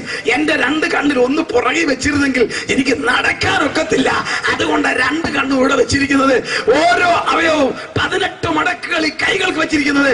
ഒരു മടക്ക് കുറഞ്ഞ കോഴിക്കട്ട കഴിക്കാനൊക്കത്തില്ല, സമ്മന്തി കുടിക്കാനൊക്കത്തില്ല. അങ്ങനെ ഭയങ്കരവും അതിശയവുമായി ഈ ശരീരത്തെ ഡിസൈൻ ചെയ്തിരിക്കുന്നത് ഈ ഭൂമിക്ക് വേണ്ടി മാത്രം. ഭൂമിക്ക് വേണ്ടി മാത്രം. ഇവിടത്തേക്ക് ഈ ഡിസൈൻ ആണെങ്കിൽ ഇതിനേക്കാൾ മേത്തരം ഒന്ന് മേളിലുണ്ട്. പാപം ചെയ്താൽ കൊണ്ടുപോകാനൊക്കത്തില്ല. ഈ ശരീരം സ്വർഗത്തിൽ കൊണ്ടുപോകാനൊക്കത്തില്ല. അത് തന്നെയുമല്ല, പാപം ചെയ്ത ആളിനെ സ്വർഗത്തിൽ കൊണ്ടുപോകാനൊക്കത്തില്ല. ഏക മനുഷ്യനാൽ പാപം ലോകത്തിൽ കിടന്നു. ഇതിന് പരിഹാരവും ദൈവം തീരുമാനിച്ചു. സ്തോത്രം. ഈ കൺവെൻഷന്റെ പ്രഥമ രാത്രിയിൽ അതാണ് ഞങ്ങൾക്ക് പറയുവാനുള്ളത്. പാപത്തിന് പരിഹാരം ഒരു ഗവൺമെന്റും പറയത്തില്ല. കുറ്റവാളിയെ വെറുതെ വിടാൻ. ഏത് കോടതിയിലും ചെന്ന് കുറ്റം തെളിയിച്ചാൽ ശിക്ഷിച്ചിരിക്കണം. ഒരു ഗവൺമെന്റും കുറ്റവാളിയെ വെറുതെ വിടത്തില്ല. ഒരു കോടതിയും കുറ്റവാളിയെ വിടത്തില്ല. ഒരാൾ കുറ്റം ചെയ്തെന്ന് കണ്ടാൽ ക്ഷമിക്കാൻ നിയമത്തിന് സിസ്റ്റമില്ല. എന്നാൽ തന്റെ സൃഷ്ടി പ്രലോഭനത്താൽ, സാത്താന്റെ പ്രലോഭനത്താൽ പാപത്തിൽ വന്ന് തേജസ് നഷ്ടപ്പെട്ട് തകർന്നവനായി ജീവിച്ച് ഇവിടെ തീർന്നാൽ സ്വർഗത്തിൽ പോകത്തില്ല എന്നറിയാവുന്ന തമ്പുരാൻ തീരുമാനിച്ച് ഇവനെ കഴുകണം. ദൂതന്മാർ റെക്കമെൻഡ് ചെയ്തതല്ല, ദൈവം തന്നെ തീരുമാനിച്ചു. ഹല്ലേലൂയ, ഇവനെ ശുദ്ധമാക്കണം. വേറെ ആർക്കും സാധിക്കത്തില്ല, ഈ ഭൂമിയിലെ ഒരുത്തർക്ക് സാധിക്കത്തില്ല. എല്ലാവരും പാപം ചെയ്ത് ദൈവ തേജസ്സില്ലാത്തവരായി. അതുകൊണ്ട് ഈ പാപം എന്ന് പറയുന്നത് ഒരു ലക്ഷണം, അതായത് ആത്മാവിന്റെ രോഗമാ പാപം. ശരീരത്തിന്റെ രോഗം പോലെ ആത്മാവിന്റെ രോഗമാ പാപം. അത് ഞാൻ അതിന്റെ ലക്ഷണങ്ങൾ പറയാം, അത് നമ്മൾ കുറച്ച് പട്ടിക ഇടും. അതുകൊണ്ടായില്ല. പാപം എന്ന് പറഞ്ഞാൽ എന്റെ മനസാക്ഷി എന്റെ പ്രവൃത്തിയിൽ കുറ്റം വിധിച്ചാൽ പാപം. ഏതു മനുഷ്യന്റെയും മനസാക്ഷി അവന്റെ സ്വന്തമല്ല, ദൈവത്തിൻ്റെതാ. അതുകൊണ്ട് പ്രവൃത്തികളിൽ തെറ്റ് കാണിച്ചാൽ അവിടെ പോറൽ വരും. അത് വന്നാൽ പാപം. സ്തോത്രം. എന്റെ പ്രവൃത്തി, എന്റെ ഗുഡ് കോൺസൈൻസ്, എന്റെ നല്ല മനസാക്ഷിയെ കുറ്റം വിധിക്കും. ഏത് കുറ്റവാളിയുടെയും ചരിത്രം ശാസ്ത്രം പഠിച്ചിട്ട് എങ്ങനെ പറയുന്നത്? ഏത് തെറ്റ് ചെയ്താലും അവനകത്ത് പിന്നെ ഒരു വെപ്രാളം ഉണ്ടെന്ന്. എന്താ ആ വെപ്രാളം? സയൻസ് പറയുന്നു. ഞാൻ പറയുന്ന ഭാഷ, മനസാക്ഷി പോറലുണ്ടാകും. കാരണം മനസാക്ഷി ദൈവത്തിൻ്റെതാ. എന്റെ പ്രവൃത്തി എന്റെ മനസാക്ഷിയെ കുറ്റം വിധിച്ചാൽ പാപം. 2, എന്റെ അറിഞ്ഞ പ്രവൃത്തി ഇനിയൊരാൾക്ക് കഷ്ടവും നഷ്ടവും ദുഃഖവും സംഭവിപ്പിച്ചാൽ പാപം. പാപം എന്ന് പറയുന്നത് ആത്മാവിന്റെ രോഗമാ. ശരീരത്തിന്റെ ക്യാൻസർ പോലെ ആത്മാവിന്റെ ക്യാൻസറാ പാപം. അത് വന്നാൽ ജീവിക്കാം, കല്യാണം കഴിക്കാം, ജോലി ചെയ്യാം, കുഞ്ഞുങ്ങൾ ഉണ്ടാകും, വസ്തു സമ്പാദിക്കാം. പക്ഷേ അവനിവിടെ തീരും. ഇതിന്റെ ഒരു പരിഹാരം എന്താണ്? ഈ ലോകത്തിൽ ഒരുത്തർക്കും ഒരു പരിഹാരം തരാൻ ഒക്കത്തില്ല. കാരണം ഈ പാപം ഫോറിൻ ചരക്കാ, ഭൂമിക്ക് പുറത്തുനിന്ന് വന്നതാ. ഇവിടെ ഒരു മെക്കാനിക്കും ഇല്ല ഇതിന്. നമ്മുടെ ഒക്കെ വീടുകളിൽ ഫോറിൻ സാധനങ്ങൾ ഇരിപ്പില്ലേ? നല്ല പെർഫോമൻസാ. കേടായാലോ എടുത്ത് മൂലയെ വെക്കാം, ഇല്ലെങ്കിൽ ആക്രിക്കാരന് കൊടുക്കാം. കാരണം പാർട്സും കിട്ടത്തില്ല. അത്രയും നല്ലൊരു മെക്കാനിക്ക് ഇവിടെ ഇല്ല. എങ്കിൽ പാപം ഭൂമിക്ക് പുറത്തുനിന്ന് ആയതിനാൽ മെക്കാനിക്ക് ഭൂമിക്ക് പുറത്തുനിന്ന് വരണമെന്ന് തമ്പുരാൻ തീരുമാനിച്ചു. ഹല്ലേലൂയ. പാപം ഏക മനുഷ്യനാൽ പാപം ഭൂമിയിൽ കടന്നെങ്കിൽ മനുഷ്യൻ പാപത്തിൽ തകർന്നാൽ അറിയാം, ലക്ഷണമുണ്ട്. പാപം ചെയ്താൽ അവന് സമാധാനം കാണുകയില്ല. പാപരോഗത്തിന്റെ ലക്ഷണമതാ, സമാധാനമില്ല. വീട് നല്ലതായിരിക്കും, കനത്ത ശമ്പളം, മനോഹരമായ വാഹനം, ഇഷ്ട ഭാര്യ, ഭർത്താവ്, എല്ലാം ഉണ്ട്. പക്ഷെ അകത്തൊരു സമാധാനമില്ല. എന്നാന്നറിയാമോ? മനസ്സും ദൈവവുമായിട്ടുള്ള ബന്ധം വിട്ടുപോയി. ദൈവം പാപം ചെയ്തവരുമായി ദൈവത്തിന് നേരിട്ട് ബന്ധപ്പെടാനൊക്കത്തില്ല. കാരണം ദൈവം വിശുദ്ധനും ദൈവം പരിശുദ്ധനുമാകയാൽ പാപം കടന്നു വന്നാൽ ദൈവത്തിന് ഇടപെടാനൊക്കത്തില്ല. ദൈവവുമായി ബന്ധം വിട്ടാൽ വൈദ്യുതി ആന്തോലനം ശരീരത്തിൽ നൽകിയ ദൈവവുമായി ബന്ധം വിട്ടാൽ അവന്റെ സമാധാനം നഷ്ടപ്പെടും. ചിരിക്കും, ഭക്ഷണം കഴിക്കും, യാത്ര ചെയ്യും, ഇതൊക്കെ ശരിയാ. സമാധാനമില്ല.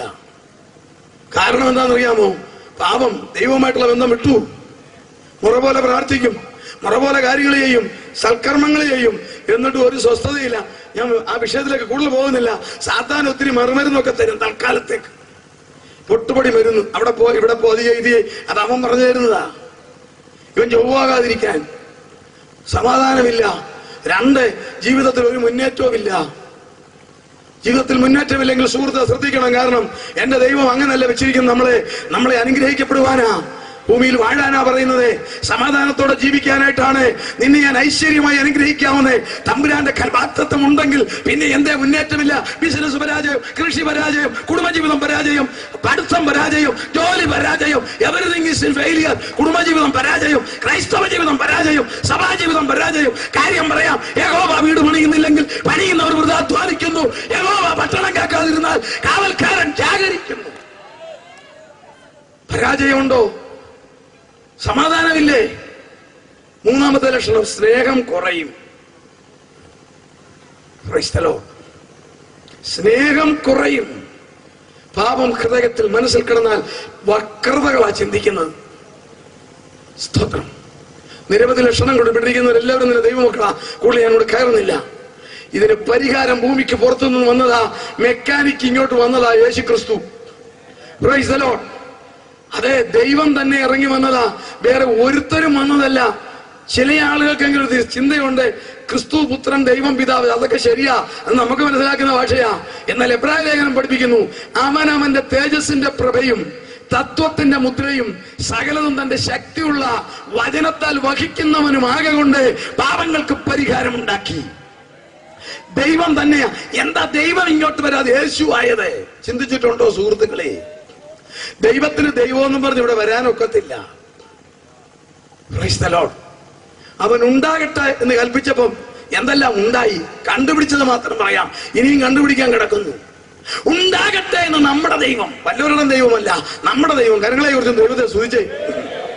നമ്മുടെ ദൈവം പറഞ്ഞപ്പോൾ ഉണ്ടായത് ഈ ഭൂമി ഉൾപ്പെടെയുള്ള 10,000 കോടി നക്ഷത്രങ്ങളുള്ള നമ്മുടെ ഈ ഗാലക്സി, അതിന്റെ പേരാണ് മിൽക്കി വേ, ക്ഷീരപഥം. 10,000 കോടി നക്ഷത്രം. നമ്മുടെ അയൽവക്കക്കാരന്റെ പേര് അൽഫ സെഞ്ചുറി, 20,000 കോടി നക്ഷത്രം. അതിനപ്പുറത്തൊരു ചേട്ടനുണ്ട്, ആ ചേട്ടന്റെ പേരാണ് ആൻഡ്രോഡ്രീമ, 40,000 കോടി നക്ഷത്രം. അതിന്റെ അപ്പുറത്തൊരു വലിയ ചേട്ടനുണ്ട്, ആ ചേട്ടന്റെ പേരാണ് പ്രൈസ് ദി ലോർഡ് വിൽപൂൾ, ഫ്രിഡ്ജ് അല്ല, 50,000 കോടി നക്ഷത്രം. അതിന്റെ അപ്പുറത്ത് ചേട്ടന്റെ സദേൺ പെൻവീൽ, 60,000 കോടി നക്ഷത്രം. അതിന്റെ അപ്പുറത്ത് സീഗാർ, 70,000 കോടി. അതിന്റെ അപ്പുറത്ത് സദേൺ പെൻവീൽ, 80,000 കോടി. അതിന്റെ അപ്പുറത്ത് ബോട്ട്സ്, 90,000 കോടി. ഇത്രയേ കണ്ടുപിടിച്ചിട്ടുള്ളൂ. ഇത് മുഴുവൻ ഉണ്ടാകട്ടെ എന്ന് പറഞ്ഞപ്പം എന്റെ തമ്പുരാന്റെ ഒറ്റ വാക്കിലാ ഉണ്ടായത്. ഐക്യ കൺവെൻഷൻ എല്ലാ ക്രമീകരണങ്ങളെയും ഓർത്ത് ദൈവത്തെ സ്തുതിക്കുന്നു. ഒരുപാട് യുവാക്കന്മാർ വളരെയധികം അധ്വാനിച്ചായിട്ട് അറിഞ്ഞു. നിങ്ങൾക്ക് എന്റെ നന്ദി. കർത്താവ് നിങ്ങളെ പ്രതിഫലം തരട്ടെ. മനോഹരമായ സ്റ്റേജ്. എത്ര പേര് പാടി ആരാധിച്ചാലും ഒടിയത്തില്ല. സത്യമാണ്. നാളെ ഒരു ആനയും ഇങ്ങോട്ട് കയറ്റിക്കേ. വൈകുന്നേരം എനിക്ക് പ്രസംഗിക്കണേ വേറെ സ്റ്റേജ് കെട്ടണം. ഒരാനയ്ക്ക് പാമ്പാടിയിലെ മിനി സ്റ്റേഡിയത്തിലെ സ്റ്റേജിൽ കയറാൻ മേലെങ്കിൽ ഈ സകല അണ്ടഘടാകത്തെ ഒറ്റ വാക്കിൽ നിർമ്മിച്ച സർവശക്തനായ ദൈവത്തിന് ആകാരത്തിൽ ഈ ഭൂമിയിൽ വരാനൊക്കത്തില്ല. വന്നാൽ ഈ ഭൂമി പൊടിയും, വന്നാൽ ഈ ഭൂമി തകരും. ഇവിടുത്തെ സകല മനുഷ്യന് കത്തിപ്പോകും. കാരണം എന്റെ ദൈവം ദഹിപ്പിക്കുന്ന ശക്തിയാ. ഇങ്ങോട്ട് വന്നാൽ കത്തിപ്പോകും. എന്നാൽ തനിക്ക് വരണം.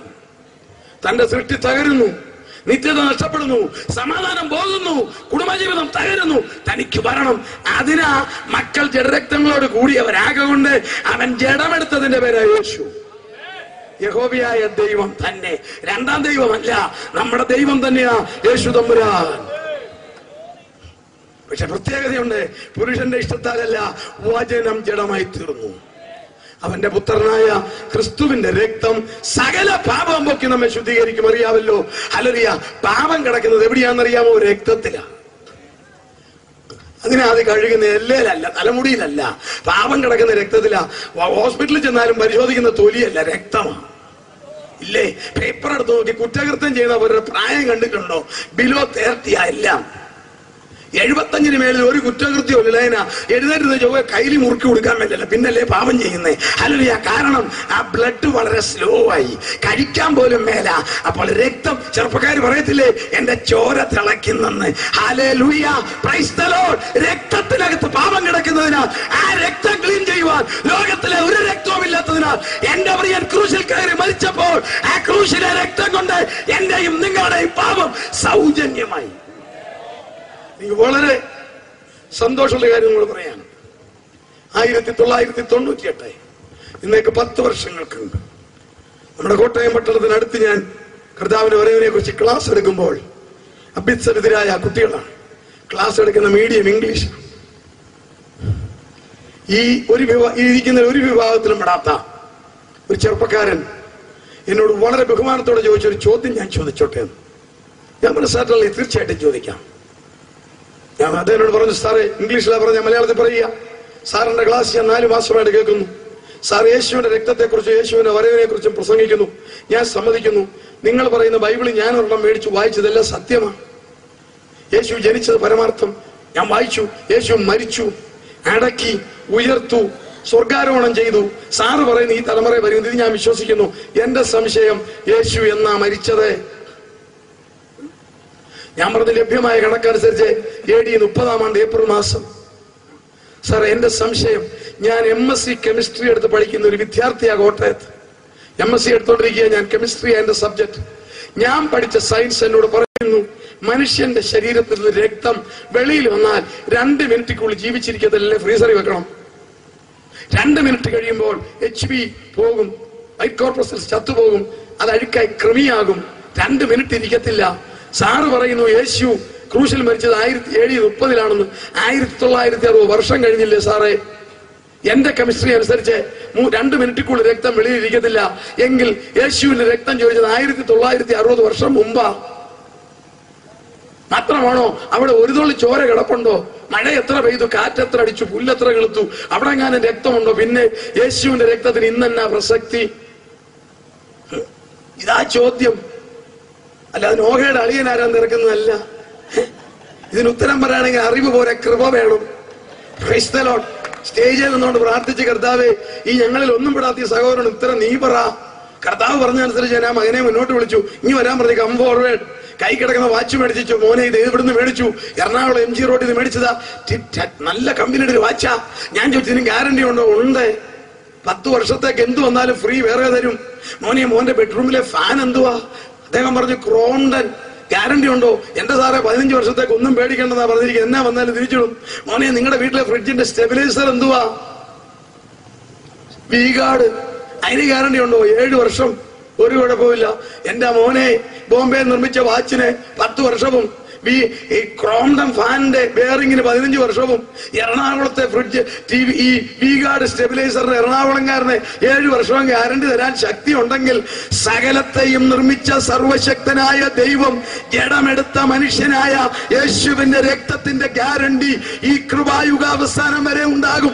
രക്തം അവിടെ ഉണ്ടോ എന്നുള്ളതല്ല, അതിൽ നീ വിശ്വസിച്ചാൽ അത് നിന്നിൽ പ്രവർത്തിക്കും. ഹല്ലേലൂയ. സഹോദരൻ ദൈവപതിലായി മാറി കരങ്ങളെ സ്തുതിക്കാം. യേശുവിന്റെ രക്തം കൊണ്ട് പാപം മാറി കിട്ടിയാൽ 2-3 പ്രയോജനമുണ്ട്. 1 സമാധാനം. ഒറ്റ കട സമാധാനം മേടിക്കാൻ കിട്ടുകയില്ല. Price the Lord. ഏതെങ്കിലും മെഡിക്കൽ സ്റ്റോറിൽ ചെന്ന് വരാ അര കിലോ സമാധാനം വരാൻ പറഞ്ഞാൽ തരുമോ? അവൻ പറയും നിന്നെ വേഗം ഉളമ്പറ കയറ്റി വിടാൻ പറയും.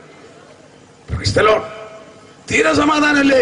ശാസ്ത്രം പറയും നിന്നെ പിടിച്ചൊരു 3 മണിക്കൂർ ഉറക്കാമെന്ന് പറയും. ഒറ്റ ഇഞ്ചക്ഷൻ. എന്നാൽ സമാധാനം തരുന്ന എന്റെ കർത്താവാ. ഹല്ലേലൂയ. വിശ്വാസത്താൽ നീതീകരിക്കപ്പെട്ടിട്ട് നമ്മുടെ കർത്താവായ യേശുവിന്റെ രക്തം മൂലം നമുക്ക് സമാധാനമുണ്ട്. 2 the divine protection. 1 the divine. ലോകത്തിലെ ഏറ്റവും അധികം ആനുകൂല്യം യേശുവിന്റെ രക്തം കൊണ്ട് രക്ഷിക്കപ്പെടുന്നവർക്കാണ്. അതിനപ്പുറം ആരും തരികയില്ല. ഇല്ലെങ്കിൽ ഏതെങ്കിലും ഒരു കമ്പനി പറഞ്ഞിട്ട് തരാവും. 7 ആനുകൂല്യമാണ്. അത് പറഞ്ഞിട്ട് നമ്മൾ വിഷയത്തിലേക്ക് കയറാൻ പോകുന്നത്. സകല ബുദ്ധിയും കവിയുന്ന ദിവ്യ സമാധാനം. സഭയല്ല, മതമല്ല, ജാതിയല്ല ഇവിടെ വിഷയം. പാപം യേശുവിന്റെ രക്തം കൊണ്ട് കഴുകിയാൽ 1 സമാധാനം. The divine peace. ഈ ലോകത്തിന് തരുന്നതല്ല. ഇവിടെ സമാധാനം തരും ജോലിയുള്ളപ്പോ, സൗന്ദര്യമുള്ളപ്പോ, ആരോഗ്യമുള്ളപ്പോ.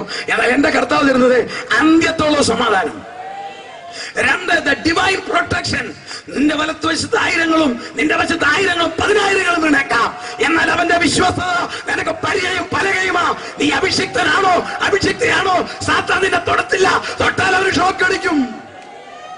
Price the Lord. ദൈവം തമ്പുരാൻ ചെയ്ത അനുഗ്രഹം. യേശുവിന്റെ രക്തം കൊണ്ട് പാപം മാറ്റി അങ്ങ് വിടുകയല്ല. നമ്മുടെ കുഞ്ഞുങ്ങളെ നമ്മൾ കുളിപ്പിച്ചിട്ട് നല്ല ടവലുണ്ട് തോർത്തി ഉടുപ്പുടിച്ച് അങ്ങ് വിടുകയല്ല. പഴയ കാലത്താണെ പൗഡർ കൊടുക്കും. ഇന്ന് പൗഡർ അല്ലല്ലോ, ക്രീം പരട്ടും. ഇല്ലേ? ഇല്ല, പൗഡറിലൂടെ ആരും വിടുകയല്ല. എന്റെ തമ്പുരാൻ, എന്റെ കർത്താവ് എന്നെ നിങ്ങളെയും അവന്റെ രക്തം കൊണ്ട് കഴുകിയിട്ട് പൗഡർ അടിച്ചു വിട്ടിരിക്കുക. ആ പൗഡറിന്റെ പേരാ ദൈവത്തിന്റെ പരിശുദ്ധാത്മാവിന്റെ ശക്തി. മേലാ സാത്താൻ തൊടാതിരിക്കാൻ, വീണ്ടും പുറകോട്ട് പോകാതിരിക്കാൻ, ആ പാപത്തിൽ വീഴാതിരിക്കാൻ, ആ പ്രലോഭനത്തിൽ അകപ്പെടാതിരിക്കാൻ സ്വർഗത്തിലെ ദൈവത്തിന്റെ അപ്രമേയ ശക്തി, അത്യന്ത ശക്തി മനുഷ്യന്റെ മേൽ പകർന്നില്ലാൽ ഈ ശക്തി കയ്യിലുണ്ടോ ഒന്നും സംഭവിക്കത്തില്ല. ഒരു ബാധയും കൂടാരത്തിൽ അടുക്കത്തില്ല. 3 ദ ഡിവൈൻ ഖയാം. അവൻ കരുതും. നമ്മളെ കരുതിയ പരിധിയില്ലേ? നമ്മളുടെ കരുതലിന് പരിധിയുണ്ട്. ഭാര്യ ഭർത്താവിനെ കരുതും, ഭർത്താവിന് ഭാര്യയെ കരുതും. എപ്പോഴും വരെ ഒക്കെ ഒരു പരിധിയായില്ലേ? കുറച്ച് കഴിയുമ്പോ പെറുവിറുപ്പ് പൊറുവിറുപ്പാകുകയല്ലേ? എന്റെ കർത്താവിന് അതില്ല. ലോകം അങ്ങനല്ല. പണം പോയാൽ സൗന്ദര്യം മുഴുവൻ പോകണ്ട, 3 പല്ല് പോയാൽ മതി, ലോകത്തിന്റെ കരുതൽ തീർന്നു. ഹല്ലേലൂയ.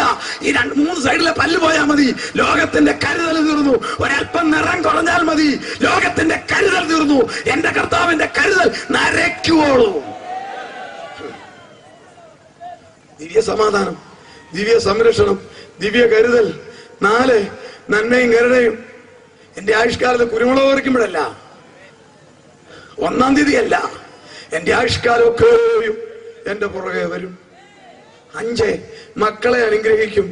മക്കൾ പിതാക്കന്മാർക്ക് പകരം ഇരിക്കും. ഹല്ലേലൂയ.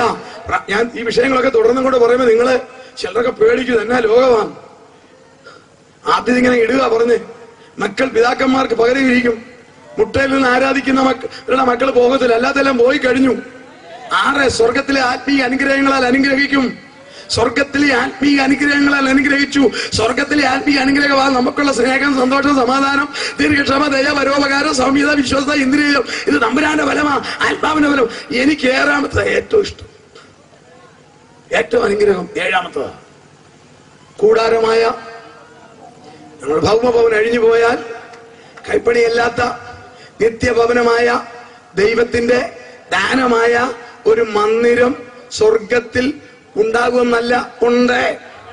ഒരു വ്യക്തി കർത്താവിനെ രക്ഷകനായി സ്വീകരിക്കുന്ന ആ സെക്കൻഡിൽ പല പ്രധാന സംഭവങ്ങളും നടക്കും. ഒന്ന്, ജീവന്റെ പുസ്തകത്തിൽ അവന്റെ പേരെഴുതും പിതാവേ. 2, പുത്രൻ പുതിയ യെരൂശലേമിൽ പേരെഴുതും. ഹല്ലേലൂയ. 3, പരിശുദ്ധാത്മാവിനെ ഇങ്ങോട്ട് അയക്കും. 4, വേറെ ഒരു തേജസ്സിന്റെ ശരീരം സ്വർഗത്തിൽ ഉണ്ടാക്കി വെച്ച് കഴിയും. ഈ ഇരിക്കുന്നവർക്കെല്ലാം ഒരു ശരീരം അവിടെ ഉണ്ട്. ഇവര് മരണത്തെ പേടിക്കത്തില്ല. ഉണ്ടോ മരണത്തെ പേടിയുള്ളവർക്ക് കര ഉയർത്തിക്കേ? ആരേലും ഉണ്ടോ? സാധാരണക്കാർ പറച്ചിലേ ഉള്ളൂ. ഈ ഞങ്ങളുടെ കോട്ടയത്ത്, നമ്മുടെ ടൗൺ ആണല്ലോ കോട്ടയത്ത്, നിങ്ങൾ കോട്ടയത്ത് കഞ്ഞിക്കുഴി മുതൽ കോടിമത വരെ പോയി സകല കടകളും അടച്ച് ഷട്ടറിട്ട് ആക്സോ ബ്ലേഡ് കൊണ്ട് ഇറക്കാൻ മേലാത്ത 2 താഴിട്ട് കൂട്ടി ഒരു സെക്യൂരിറ്റിയെ കാവലെടുത്തും ആള് വെറും വൃദ്ധനാണേലും പശയുള്ള യൂണിഫോം മീശയായിട്ടിരുന്ന പേടിക്കും. അല്ല, ഒരു കടയുണ്ട്, ഇതുവരെ അതിന് ഷട്ടറുമില്ല, അടയ്ക്കത്തുമില്ല, ലൈറ്റും ഓഫ് ആക്കത്തില്ല. മഴ പെയ്ത എലി നനഞ്ഞ പോലെ നനഞ്ഞാലും ഒരുത്തരും കയറി നിൽക്കത്തില്ല. അവിടുന്ന് ഒരാളെയും മോഷണം പോകത്തില്ല. ആ കടയുടെ പേരാ ശവപ്പെട്ടി കട. അവിടെ ഒരുത്തരും കയറത്തില്ല, കാരണം ഭയമാ. എന്നാന്നറിയാമോ? അഭിമുഖീകരിക്കാൻ മേല. നിങ്ങളൊക്കെ TV കാണുന്നവരല്ലേ? എഴുതി കാണിക്കുന്നില്ല LCV. 2 സാരി എടുത്താൽ ഒരു ഹൗസ് കോട്ട് ഫ്രീ, 2 ഷർട്ട് എടുത്താൽ ഒരു ടീഷർട്ട് ഫ്രീ. ഇവൻ മാത്രം എഴുതത്തില്ല, 2 എണ്ണം എടുത്താൽ 1 ഫ്രീ. അന്നോടെ അവന്റെ കട തീരും. ഹല്ലേലൂയ. മനുഷ്യർ ഭയപ്പെടുന്ന ഒരെണ്ണമാണ്. എന്നാൽ ദൈവ പൈതലിന് അറിയാം, അതിനകത്ത് കയറി കിടന്നാൽ പ്രമോഷന്, മേലോട്ട് പോയാൽ ചെല്ലണ്ടടത്ത് ചെല്ലൂ. എന്റെ വിഷയത്തിലേക്ക് പ്രവേശിക്കട്ടെ. ഏതിനും സമയമുണ്ട്. തുടർന്നൊരു പാട്ട് പാടും, അതിനുശേഷം നമുക്ക് ചിന്തിക്കാം. കർത്താവ് നമ്മളെ അനുഗ്രഹിക്കട്ടെ.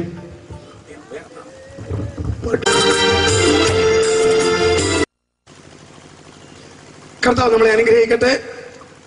ലോകത്തിൽ ദൈവം തമ്പുരാൻ ഒരുപാട് ക്രമീകരണങ്ങൾ ചെയ്തു വെച്ചിട്ടുണ്ട്. ഓക്സിജൻ, വെള്ളം, 23 ഡിഗ്രി ചെരിവ് ഭൂമിക്ക്, 4 ഋതുക്കൾ. എന്നാൽ ഒരു ദാനമുണ്ട് ദൈവത്തിൻ്റെത്. ആ ദാനമാണ് രക്ഷ. രക്ഷ എന്നുള്ള ദൈവത്തിന്റെ ദാനമാണത്. Entirely free, സൗജന്യമാ. പക്ഷേ അതിനൊരു സമയപരിധിയുണ്ട്. ഈ യോഗത്തെ ഓർത്ത് ഞാൻ ദൈവത്തെ സ്തുതിക്കുന്നു. ഇത് കേരളത്തിലെ അത്ഭുതങ്ങളിൽ ഒന്നാ. ഇത്രയും വലിയൊരു മീറ്റിംഗിൽ 7:30 മണിക്ക് പ്രസംഗിക്കാൻ മൈക്ക് തന്നത് ഓർത്ത് സ്തോത്രം. അതിന്റെ സംഘാടകരെ അഭിനന്ദിക്കാതിരിക്കാൻ ഒക്കത്തില്ല. എന്നാൽ അവർ അതുപോലെ തന്നെ ഇത് തീർക്കാൻ സ്ട്രിക്റ്റാ, കൃത്യസമയം തന്നിട്ടുണ്ട്. അതുപോലെ തന്നെ എന്റെ കർത്താവെ തന്റെ രക്തം കൊണ്ട് മനുഷ്യവർഗത്തെ സൗജന്യമായി ശുദ്ധീകരിച്ച് അവന്റെ പാപത്തിൽ നിന്ന് അവനെ മാറ്റി സാത്താന്റെ പിടിയിൽ നിന്നും വിടിവിച്ച് തിരികെ സ്വർഗത്തിൽ കൊണ്ടുപോകുവാൻ ദൈവം തമ്പുരാൻ വെച്ചിരിക്കുന്ന ഒരു സമയപരിധിയുണ്ട്. ആ സമയപരിധി തീർന്നു കഴിഞ്ഞിരിക്കുന്നു. തീരാൻ പോകുന്നല്ല, തീർന്നു കഴിഞ്ഞിരിക്കുന്നു. ഈ തലമുറ 3 കാര്യങ്ങൾക്ക് സാക്ഷ്യം വഹിക്കും. എന്റെ പ്രഭാഷണം കേൾക്കുന്ന തലമുറ 3 കാര്യങ്ങൾക്ക് സാക്ഷ്യം വഹിക്കും. 1, ഞാൻ മടങ്ങി വരാമെന്ന് ഒരാളെ പറഞ്ഞിട്ടുള്ളൂ, കർത്താവായ യേശു ക്രിസ്തു. വേറെ ആരും പറഞ്ഞിട്ടില്ല ഞാൻ മടങ്ങി വരാമെന്ന്. താൻ അങ്ങനെ പറയുവാൻ കാരണം താൻ മരണത്തെ അതിജീവിച്ചവനും സ്വർഗാരോഹണം ചെയ്തവനുമാകിയാൽ അവൻ ഈ തലമുറയിൽ മുകളിൽ വരും. ഈ തലമുറയിൽ ഇനി നൂറ്റാണ്ടുകൾ കഴിഞ്ഞല്ല, പിന്നീട് പറയും. എങ്കിലും ആദ്യമേ പറയാം, ശവപ്പെട്ടി വേണ്ട, ഒത്തിരി പേര് ചൊവ്വേല ജീവിച്ചാൽ ശവപ്പെട്ടി വേണ്ട, ഒത്തിരി പേരുണ്ട് ഇതിനകത്തെ. ദൈവത്തെ ഒന്ന് സ്തുതിച്ചാട്ടെ. ഹല്ലേലൂയ. കർത്താവായ യേശു സ്വർഗങ്ങളിൽ വരും. തനിക്ക് ഏറ്റവും വിലപ്പെട്ട ഒന്ന് ഇവിടെ ഉണ്ട്, അത് മാത്രം കൊണ്ടുപോകും. സ്തോത്രം. ദൈവത്തിന് എന്തുവാണ് ഈ ഭൂമിയിൽ വിലപ്പെട്ടത്? പഞ്ചനക്ഷത്ര ഗേഹങ്ങളുണ്ട്, കോടിക്കണക്കിന് ഡോളർ ചെലവാക്കിയ പ്ലെയിൻ, രത്നങ്ങൾ, സ്വർണങ്ങൾ, ഇതുവല്ലമാണോ ദൈവത്തിന് വിലപ്പെട്ടത്? ഞാനൊരു വീട് നിങ്ങളെ കാണിക്കാം. നിങ്ങൾ പറയണ വിലപ്പെട്ടത് എന്തുവാ? 40 ലക്ഷം രൂപ ചെലവാക്കി നിർമ്മിച്ച 2 നില കെട്ടിടം. പോർച്ചിൽ ഇന്നലെ മേടിച്ച പുതിയ 14 ലക്ഷത്തിന്റെ കാർ. ശരിക്കുള്ള നമ്പർ പോലും കിട്ടിയിട്ടില്ല. ചുമന്ന അക്ഷരത്തിൽ ടെമ്പററി നമ്പർ. വീടിനകത്ത് ഇഷ്ടം പോലെ ഫർണിച്ചർ, രാജസ്ഥാന്റെ കഴിക്കാൻ മേലും ഫ്രിഡ്ജിലുണ്ട്. ഇഷ്ടം പോലെ വസ്ത്രങ്ങൾ എല്ലാം ഉണ്ട്. ഒരു മുറിയിൽ ഒരു തൊട്ടിൽ ഒരു കുഞ്ഞും. ഏതോ കാരണത്താൽ ഇലക്ട്രിക് സർക്യൂട്ട് ഷോർട്ടായി വീടിന് തീ പിടിച്ചു. ഗൃഹനാഥനും ഗൃഹനായികയെ ആദ്യം എന്ത് ചെയ്യും? തലേ ദിവസം കൊണ്ടുവന്ന് കാർ ഇറക്കുമോ, ഫ്രിഡ്ജ് വലിച്ചിറക്കുമോ, ഷർട്ടിന്റെ പാന്റിന്റെ പുറകെ ഓടുമോ? എല്ലാവരും ഒറ്റ വാക്കിൽ പറയും, ആ കുഞ്ഞിനെ എടുക്കും. എന്താ കാര്യം? അവരുടെ രണ്ടുപേരുടെ രക്തമാണ്. എന്റെ ദൈവം സ്വർഗത്തിൽ നോക്കുമ്പോൾ ഈ ഭൂമിയിൽ വിലപ്പെട്ടത് ആരാന്നറിയാമോ? അവന്റെ പുത്രനായ ക്രിസ്തുവിന്റെ രക്തം കൊണ്ട് വീണ്ടെടുക്കപ്പെട്ട ദൈവമക്കൾ. കരങ്ങളെ ഉയർത്തി ദൈവത്തെ സ്തുതിച്ച് ഹല്ലേലൂയ. അവരെ ചേർക്കുവാൻ എന്റെ പ്രിയൻ ആകാശമേഘത്തിൽ വരുന്നു. തിരുവചനം പറയുന്നു, നാം രൂപാന്തരപ്പെടും. നാം രൂപാന്തരപ്പെടും. ഇംഗ്ലീഷിൽ ട്രാൻസ്ഫോർമേഷൻ. സ്തോത്രം. അനേക ദൈവദാസന്മാരെ പരിഹസിച്ച ലോകമായി ഇത് പറഞ്ഞേ. മനുഷ്യൻ എങ്ങനെ രൂപാന്തരപ്പെടും? ഇത് വെറുതെ പറയുന്നതല്ലേ ബൈബിളിൽ എഴുതി വെച്ചിരിക്കുന്നത്, കബളിപ്പിക്കാനല്ലേ. ശരീരം എങ്ങനെ രൂപാന്തരപ്പെടുന്നത്? 60, 70, 80, 100 കിലോ ഉള്ളത് രൂപാന്തരപ്പെടും. എന്റെ കർത്താവ് ഇതൊക്കെ ശ്രദ്ധ വെച്ച് കേട്ടു. അന്ത്യകാലമായി. അപ്പോൾ ഇനി മനുഷ്യനെ വിശ്വസിപ്പിക്കണമെങ്കിൽ സയൻസിനെ കൊണ്ട് പറയിപ്പിക്കാൻ തീരുമാനിച്ചു. രൂപാന്തരപ്പെടുവോ? 50 വയസ്സ് തികച്ചിട്ടില്ലാത്ത ഒരു ശാസ്ത്രജ്ഞൻ ഇന്ന് ജീവിച്ചിരിപ്പുണ്ട്. അദ്ദേഹത്തിന്റെ പേര് ചാൾസ് ബെനറ്റ്. അദ്ദേഹം ഒരു ടെക്നോളജി കണ്ടുപിടിച്ചുകൊണ്ടിരിക്കുക. 60% പൂർത്തീകരിച്ചു. 40% കൂടെ പൂർത്തീകരിച്ചാൽ മതി. അദ്ദേഹം കണ്ടുപിടിച്ചു എന്താ? മനുഷ്യന്റെ ശരീരം എന്തുവാണെന്ന് സയൻസിന് അറിയാം. Genetic engineering. എന്റെ നിങ്ങളുടെ ശരീരം മണ്ണിൽ നിന്ന് എടുത്തതാ. പക്ഷെ എന്തുവായി ഘടകന? Hydrogen, carbon, nitrogen, oxygen. ഇതായി ശരീരം. ഗ്ലൂക്കോസ്. ഇതേ ഉള്ളി ശരീരത്തിനകത്ത്. Hydrogen, carbon, nitrogen, oxygen, glucose. ഇതാണ് ഈ ശരീരം. എന്റെ ശരീരം 100 കോടി കോശം, നിങ്ങളുടെ ശരീരം 100 കോടി കോശം. അദ്ദേഹം പറയുന്നു, ഇതിനെ കണകങ്ങളാക്കാം. ശരീരത്തെ കണകങ്ങളാക്കാം. പാമ്പാടി എന്നൊരാൾ തിരുവനന്തപുരത്തിന് ഒരു കട്ടില് നട്ടും ബോൾട്ടും അഴിച്ച് പാക്ക് ചെയ്ത് വിടുന്നത് പോലെ ചാൾസ് ബെനറ്റ് പറയുന്നു, മനുഷ്യന്റെ ശരീരത്തെ കണകങ്ങളാക്കാം. സാധാരണ ഓപ്പറേഷന് അനസ്തീഷ്യ കൊടുത്ത് മയക്കുന്നെങ്കിൽ എനിക്ക് പ്രത്യേക ശക്തിയാൽ ആത്മാവിനെ ഫ്രീസ് ചെയ്യാം. ആത്മാവിനെ ഫ്രീസ് ചെയ്ത് ശരീരത്തെ കണകങ്ങളാക്കി. ഒരു വാഹനവും വേണ്ട, ഒരു മധ്യമവും വേണ്ട. പാമ്പാടിയിലേക്ക് അച്ചായനെ നാളെ അമേരിക്കയിൽ അതേ നിമിഷത്തിൽ കൊണ്ടുപോകാം. പ്ലെയിനെ പോകാൻ മണിക്കൂർ 10-26 വേണം. ചാൾസ് ബെനറ്റ് പറഞ്ഞു അതൊന്നും വേണ്ട, 2 മിനിറ്റിനകം അവിടെ എത്തിക്കാം. Price the Lord. ലോകമെമ്പാടുള്ള അറബികൾ ഒരുപോലെ അമേരിക്കയോട് പറഞ്ഞു, സംഗതി ഗൗരവം. ഒറ്റ ഇഷ്ടികയുടെ മുകളിൽ സിമന്റ് വെച്ച് പണിതാൽ ലോകത്തിന്റെ ചരിത്രം ഞങ്ങൾ തിരുത്തും. വായിക്കാം. സക്കറിയ 12:2 വായിക്കാം. വചനം നിറവേറിയത് കാണുന്ന തലമുറയായി എന്റെ പ്രഭാഷണം കേൾക്കുന്നത്. ഈ വചനം നിറവേറിയത് കാണുന്ന തലമുറയാ. വായിക്കാം. ഞാൻ യെരൂശലേമിനെ ചുറ്റുമുള്ള സകല ജാതികൾക്കും ഒരു പരിഭ്രമ പാത്രമാക്കും.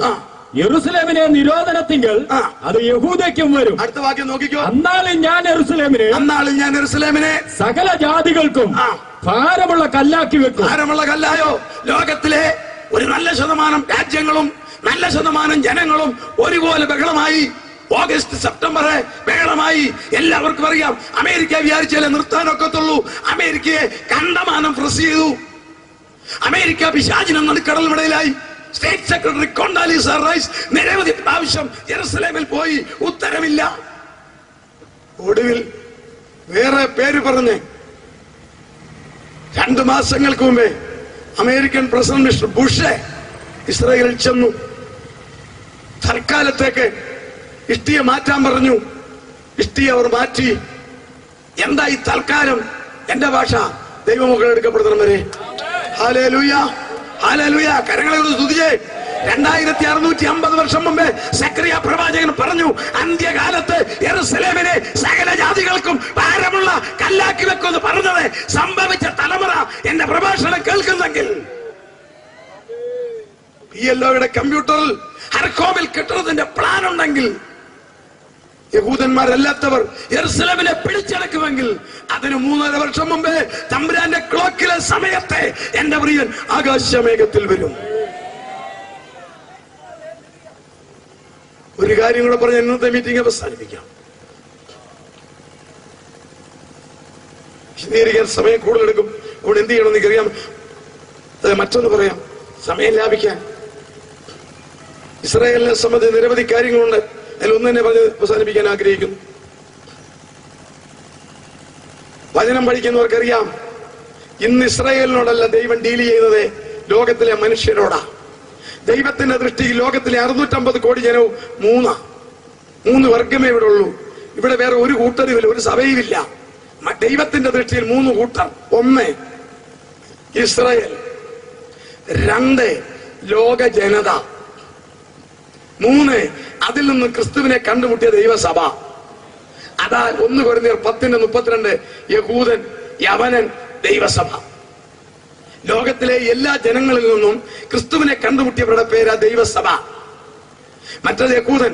ഈ ലോക ജനതയിൽ നിന്നും ക്രിസ്തുവിനെ കണ്ടുമുട്ടുവാൻ തമ്പുരാൻ വെച്ചിരിക്കുന്ന ലാസ്റ്റ് സമയമായി ഇപ്പോൾ. അതുകൊണ്ട് കൊമ്പുകളിൽ ചിലത് ഒടിച്ചിട്ട് കാട്ടലിവായ എന്നെ നിങ്ങളെ ഒന്നോട്ട് ഒട്ടിച്ചു. ഏതാണ് ഈ കൊമ്പ്? ഇസ്രായേൽ. നാളെ വിശദീകരിക്കാം. ഇസ്രായേലിനെ കളയാൻ ദൈവത്തിന് പ്ലാൻ ഇല്ല. കളയാനായിരുന്നെ പണ്ട് മരുഭൂമിയിലിട്ട് തകർക്കാമായിരുന്നു. ഇല്ലേ? വേണ്ട, ഈജിപ്തിലിട്ട് തകർക്കാമായിരുന്നു. വേണ്ട, തമ്പുരാനെ ക്രൂശിച്ച പുള്ളികളാ. AD 30 മുതൽ ചെതറി 19 നൂറ്റാണ്ട് ചെതറിയപ്പോ തകരാമായിരുന്നു. ഈ 19 നൂറ്റാണ്ടിനിടയിൽ 85 ജനം വംശം ഈ ലോകത്തിൽ നിന്ന് മാറിപ്പോയി. യഹൂദൻ മാത്രം വംശനാശം വന്നിട്ടില്ല. കാരണം ദൈവത്തിന്റെ ഒരു പ്രത്യേക പരിപാടിയാണ്. ഇവനെ കളയാനല്ല, കളഞ്ഞാൽ ചിരിക്കുന്ന പുള്ളിയുണ്ട്. ആരാന്നറിയാവോ? നമ്മളെ ലേവിയ പറഞ്ഞു ഓടിച്ച പുള്ളി. അബ്രഹാമിനൊരു പേരുണ്ട്, നിങ്ങൾക്ക് അറിയാമല്ലോ. പാസ്റ്റർമാര് പറയും, സഹോദരന്മാർ അത്ര വേഗം പറയില്ല. സഹോദരിമാരും അബ്രഹാമിനൊരു ചെറിയ പേരുണ്ട്. ഒരു പേര് അറിയാവുന്ന പറഞ്ഞ ആരെങ്കിലും സഹായിച്ചേ. ഒരു ചെറിയ സെമി പേര്. ഇബ്രാഹിം ലേഖനം 11:12 മൃതപ്രായൻ എന്ന് പറഞ്ഞാൽ എന്നാ? പാമ്പാടി ഭാഷ ഞാൻ പറയാം. അബ്രഹാം ഇന്ന് ഇവിടെ ജീവിച്ചെന്ന് സങ്കല്പിച്ച് ഇന്നിവിടെ മരിച്ചു. നാളത്തെ പത്രത്തിൽ എങ്ങനെയാ വരുന്നത്? അബ്രഹാം ഇറാഖുകാരൻ 99 വയസ്സ് നിര്യാതനായി. ഭാര്യ സാറ, മക്കളില്ല, അതുകൊണ്ട് എഴുതാനൊക്കത്തില്ല. ശവസംസ്കാരം നമ്മുടെ രീതി അനുസരിച്ച് പിന്നീട്. അല്ലേ? അബ്രഹാം ഇറാഖ് 99 നിര്യാതനായി, ശവസംസ്കാരം പിന്നീട്. ആരെങ്കിലും ചോദിക്കുവോ അയ്യോ പോയോ എന്ന്? ആരെങ്കിലും ചോദിക്കുവോ അയ്യോ പോയോ എന്ന് ചോദിക്കുവോ? ഇല്ല, പ്രതീക്ഷിച്ചതാ. നമ്മളെ ചോദിക്കുക എപ്പോഴാ അടക്കം? എന്തിനാ? പോവുകയും ചെയ്യാം, ഒരു ഏത്തക്കാപ്പം തിന്നുകയും ചെയ്യാം. ഈ അബ്രഹാമിനെ 99-ാമത്തെ വയസ്സിൽ എന്റെ ദൈവം ഒരു സന്തതിയെ കൊടുത്തെങ്കിൽ അത് ഈ ലോകത്തിൽ തകർക്കാനല്ല, സ്വർഗത്തിൽ കൊണ്ടുപോകാനാ. ഇവിടെ ഇരിക്കുന്ന എനിക്കും നിങ്ങൾക്കും പാപത്തിൽ നിന്ന് രക്ഷപ്പെട്ട ശേഷം ദൈവം ഒരു അനുഗ്രഹം തന്നെങ്കിൽ സാത്താൻ എടുക്കാൻ എന്റെ ദൈവം അനുവദിക്കത്തില്ല. ഇവനെ കൊണ്ടുപോകണം. പക്ഷേ ഇന്നെ കർത്താവ് അവനോട് ഡീൽ ചെയ്യുന്നില്ല. കാരണം ജാതികളുടെ സംഖ്യ തികയ്ക്കണം. അതുകൊണ്ടാണ് റോമർ ലേഖനം പറയുന്നത്, ജാതികളുടെ സംഖ്യ തികയോളം ഇസ്രായേലിന് അംശമായി കാഠിന്യം സംഭവിച്ചു, ഇസ്രായേൽ രക്ഷിക്കപ്പെടും. പക്ഷേ ഇസ്രായേലിനെ ക്ലീൻ ചെയ്യും. നാളെ നമ്മൾ ചിന്തിക്കും. ഇസ്രായേലിനെ ക്ലീൻ ചെയ്യാൻ ഇന്ത്യ അല്ല, അമേരിക്ക അല്ല, ചൈനയല്ല. ഇസ്രായേലിന് കൊടുത്ത സ്ഥലത്ത് വെച്ച് ക്ലീൻ ചെയ്യത്തുള്ളൂ. നമ്മുടെ വീട്ടിലെ ഓരോ കാര്യങ്ങൾക്ക് ഓരോ സ്ഥലമുണ്ട്. പാചകം ചെയ്യാൻ കിച്ചൺ, വാഷ് ചെയ്യാൻ വാഷിംഗ് മെഷീൻ, അല്ലേ? മീൻ ക്ലീൻ ചെയ്യാൻ അതിന്റെ സ്ഥലം. ഇതുപോലെ ഇസ്രായേലിനെ ക്ലീൻ ചെയ്യാൻ ദൈവം വെച്ചിരിക്കുന്ന സ്ഥലമാണ് പലസ്തീൻ. കേരളത്തിന്റെ അത്രയും വലിപ്പമുള്ള 23 ലക്ഷം ചതുരശ്ര കിലോമീറ്റർ. കർത്താവിന്റെ സഭ ഈ ഇരിക്കുന്ന വിശുദ്ധന്മാരെടുത്തു കഴിഞ്ഞാൽ 7 വർഷം കൊണ്ട് ക്ലീൻ ചെയ്ത് തീർക്കണം ദൈവത്തിന്. എങ്കിൽ ഇന്ന് 65 ലക്ഷം യഹൂദന്മാരെ പലസ്തീനിലുള്ളൂ. ബാക്കി അതിൽ കൂടുതൽ വെളിയില. അവരെ ഏറ്റവും വേഗം പലസ്തീനി മടക്കി വരുത്തണം. എന്തിന്? സഭയെടുക്കപ്പെട്ട് കഴിഞ്ഞാൽ പിറ്റേ ദിവസം എന്റെ കർത്താവിന് യഹൂദനോട് ഇടപെടണം. എങ്കിൽ 2007 ഡിസംബർ മാസം 9-ാം തീയതി രാത്രി 11:15 മണി, മിക്കവാറും നിങ്ങളെല്ലാവരും നല്ല ഉറക്കം. ഒരു ഇമെയിൽ സന്ദേശം yahoo.com വഴി വന്നു, ലോകമെമ്പാടും വന്നു. ഒരു വചനം നിറവേറി. എഹെസ്കേൽ 36-ാം അധ്യായം എടുത്ത് വെച്ചേക്കണം. ഒരു വചനം നിറവേറി. ഗവൺമെന്റ് ഓഫ് ഇസ്രായേൽ ഡിസംബർ മാസം 9-ാം തീയതി രാത്രി 11:15 ഇമെയിൽ വഴി ഒരു സന്ദേശം അയച്ചു. കേട്ടുകൊള്ളുക മലയാളത്തിൽ. ലോകമെമ്പാടുള്ള യഹൂദന്മാരെ ഷാലോ, സമാധാനം. 2007 തീരാൻ പോകുന്നു. 2008 സമാഗതമാകുന്നു. നമ്മുടെ രാജ്യം നമുക്ക് ലഭിച്ചിട്ട് 60 വർഷം തികയുന്നു. നമുക്കതൊന്ന് ആഘോഷിക്കണം. മാത്രമല്ല, അടുത്തത് കേട്ടോണം, നമ്മുടെ മശീഹായും വരാൻ പോകുന്നു. അതുകൊണ്ട് നിങ്ങൾ ലോകത്തിൽ ചെതറിക്കിടക്കാതെ ഏറ്റവും വേഗം മാതൃരാജ്യത്തിലേക്ക് മടങ്ങി വരണം. ഞങ്ങളൊരു പ്രോജക്റ്റ് തയ്യാറാക്കി. ആ പ്രോജക്റ്റിന്റെ പേര് കമ്മിങ് ബാക്ക് ഹോം. ഈ രാജ്യത്ത് എവിടെ നിന്ന് നിങ്ങൾ വന്നാലും നമ്മുടെ രാജ്യത്ത് മടങ്ങി വന്നാൽ ബിസിനസിന്, കെട്ടിടം വെക്കാൻ, വാഹനം മേടിക്കാൻ, വീടിനെ പണം നിങ്ങൾ വിഷയമാക്കണ്ട. പലിശയില്ലാതെ ഗവൺമെന്റ് തരും. നിങ്ങൾ വന്നാൽ മതി. ഡിസംബർ 9-ാം തീയതി നിങ്ങളുടെയൊക്കെ വീട്ടിലിരിക്കുന്ന yahoo.com വഴി ആ സന്ദേശം ഇറങ്ങിപ്പോയെങ്കിൽ സുഹൃത്തെ, യെഹെസ്കേൽ 36:24 നിവർത്തിക്കാൻ പോകുന്നു. അതിനു മുൻപ് ദൈവസഭ മേലോട്ട് പോകണം. ഒന്ന് വേഗം വായിച്ച്. യെഹെസ്കേൽ 36:24. ഞാൻ നിങ്ങളെ ജാതികളുടെ ഇടയിൽ നിന്ന്, ശ്രദ്ധിച്ച് കേട്ടോളും, ഞാൻ നിങ്ങളെ ജാതികളുടെ ഇടയിൽ നിന്ന് കൂട്ടി സകല ദേശങ്ങളിൽ നിന്നും നിങ്ങളെ ശേഖരിച്ച സ്വന്തം ദേശത്തേക്ക് വരും. ഞാൻ നിങ്ങളെ ജാതികളിൽ നിന്നും കൂട്ടി സകല ദേശങ്ങളിൽ, നോക്കിക്കേ, ചില ദേശങ്ങളിൽ നല്ല സകല ദേശങ്ങൾ ശേഖരിച്ച് സ്വന്തം ദേശത്ത് മടക്കി വരുത്തും. ആ വചനം നിറവേറാൻ പോകുന്നു. പിറ്റേ ദിവസം എന്റെ അറിവ് ശരിയാണെങ്കിൽ 358 ഫോൺ കോൾ ചെന്നു, ഞങ്ങൾ മടങ്ങി വരാൻ തയ്യാർ. 9 ഫാമിലി നാഗാലാൻഡിൽ നിന്ന് പോയി കഴിഞ്ഞു. തിരുവചനം അറിയാവുന്ന ചില ദൈവദാസന്മാർക്ക് ഒരു സംശയം വരാം, ഇത് 1948 കാര്യമല്ലേ? അല്ല. അടുത്ത വാക്യം വായിക്കുമ്പോൾ കാണാം. വായിച്ചാട്ടെ. ഞാൻ നിങ്ങളുടെ മേൽ നിർമ്മല ജലം തളിക്കും. 1948 ശേഖരിച്ച നിർമ്മല ജലമല്ല, അവന്റെ കയ്യിലിരിക്കുന്ന റൈഫിളാ. അടുത്ത വാക്യം, നിങ്ങൾ നിർമ്മലരായി തീരും. നിർമ്മലരായിട്ടുള്ള അടി, ഇടി, ബോംബ് ആർക്കിട്ട ചേട്ടന്മാർക്കിട്ട് കീറുക. എന്നാൽ എന്റെ കർത്താവ് അവരെ കൂട്ടിവരുത്തി യേശുവിനെ രക്ഷകനായി അംഗീകരിച്ച് ഏകജാതിനെ കുറിച്ച് വിലപിക്കുന്ന പോലെ വിലപിച്ച് മനസ്സാന്തരപ്പെട്ട് കമണ്ട വീണ് കരഞ്ഞു കഴിയുമ്പോൾ എന്റെ കർത്താവ് അവരെ ഹോശയ്യ പറയുന്നു, സദാകാലത്തേക്കും വിവാഹത്തിന് നിശ്ചയിക്കും. അതാണ് 1000-ാം ആണ്ട് വാഴ്ച. എങ്കിൽ ഇന്ന് ചെതറിക്കിടക്കുന്ന യഹൂദന്മാർ മുഴുവൻ തിരികെ ചെല്ലുവാൻ ഇമെയിൽ വഴി സന്ദേശം അയച്ചതിന് പ്രോജക്ട് തയ്യാറാക്കി. Coming back home. യഹൂദന്മാർ പ്രതികരിച്ചു. അമേരിക്കയിലുള്ള ബിസിനസ്സുകാർ പോലും ഏറ്റവും വേഗം മടങ്ങിപ്പോകാൻ എന്താന്ന് പ്ലാൻ ഇടുന്നു. ആ ഗവൺമെന്റ് ഇങ്ങനെ തടയിട്ടിരിക്കുക. കാരണം ഗവൺമെന്റിന്റെ എക്കണോമി അവരുടെ കയ്യിലാണ്. ഇതിന്റെ അർത്ഥം എന്താ? അവർ ഒന്നിച്ച് മാതൃരാജ്യത്ത് ചെല്ലണമെങ്കിൽ അതിനു മുമ്പ് എന്റെ പ്രിയൻ ആകാശ വേഗത്തിൽ വരണം. നമ്മുടെ വിഷയം നിങ്ങൾ ഓർത്തോണം. ബഹുവിധമായ കാര്യങ്ങൾ ഞാൻ പറയും. എല്ലാം റേഞ്ച് ചെയ്യുന്നത് മേലോട്ട് പോകുന്ന കാര്യമാണ്. റെയിൽവേ സ്റ്റേഷനിൽ ചെല്ലുമ്പോൾ ചുമന്ന സിഗ്നൽ, മഞ്ഞ സിഗ്നൽ, ഗ്രീൻ സിഗ്നൽ. ചുമന്ന സിഗ്നൽ ധൈര്യത്തോടെ നിൽക്കാം, ട്രെയിൻ പോകത്തില്ല. മഞ്ഞ സിഗ്നൽ കണ്ടാൽ മനസ്സിലാക്കിക്കോണം, പോകാൻ തയ്യാറാകുന്നു. ഗ്രീൻ സിഗ്നൽ കണ്ടാൽ ട്രെയിൻ മൂവ് ചെയ്യും. സഭയെടുക്കപ്പെടുന്ന ഗ്രീൻ സിഗ്നൽ ആകാശത്തിൽ വന്നു കഴിഞ്ഞു. ഹല്ലേലൂയ. ഇസ്രായേലിനോട് ദൈവം ഡീൽ ചെയ്യാൻ തുടങ്ങിയിട്ടില്ലേ? ഹല്ലേലൂയ. നോക്കിക്കേ, യെരൂശലേം കയ്യിൽ നിന്ന് പിടിവിട്ടാൻ പോകുന്നു. എല്ലാ യഹൂദന്മാരെ തിരിച്ചു വിളിക്കുന്നു. എങ്കിൽ അതിന് തൊട്ട് മുമ്പേ എന്റെ കർത്താവ് പറയും, ഇങ്ങ് കയറി പോരെ മനുഷ്യപുത്രന്മാരെ, മേളിലോട്ട് വരാൻ പറയും. തുടർന്നുള്ള ദിവസങ്ങളിൽ രാഷ്ട്രീയ സംഭവം, സാമൂഹിക അടയാളം, ആത്മീയ അടയാളം, ഒടുവിലായി ശാസ്ത്രീയ അടയാളം. പിന്നെ സമയം ലഭിച്ചാൽ സാത്താൻ എങ്ങനെ ഭരിക്കും, പിന്നീട് സമയം ലഭിച്ചാൽ നമ്മൾ ഏത് വണ്ടിയിലാ പോകുന്നത്, ഇത്രയും കാര്യങ്ങൾ ചിന്തിക്കാം. ഈ വചനങ്ങളാൽ ഇന്ന് രാത്രി കർത്താവ് നമ്മളെ അനുഗ്രഹിക്കട്ടെ.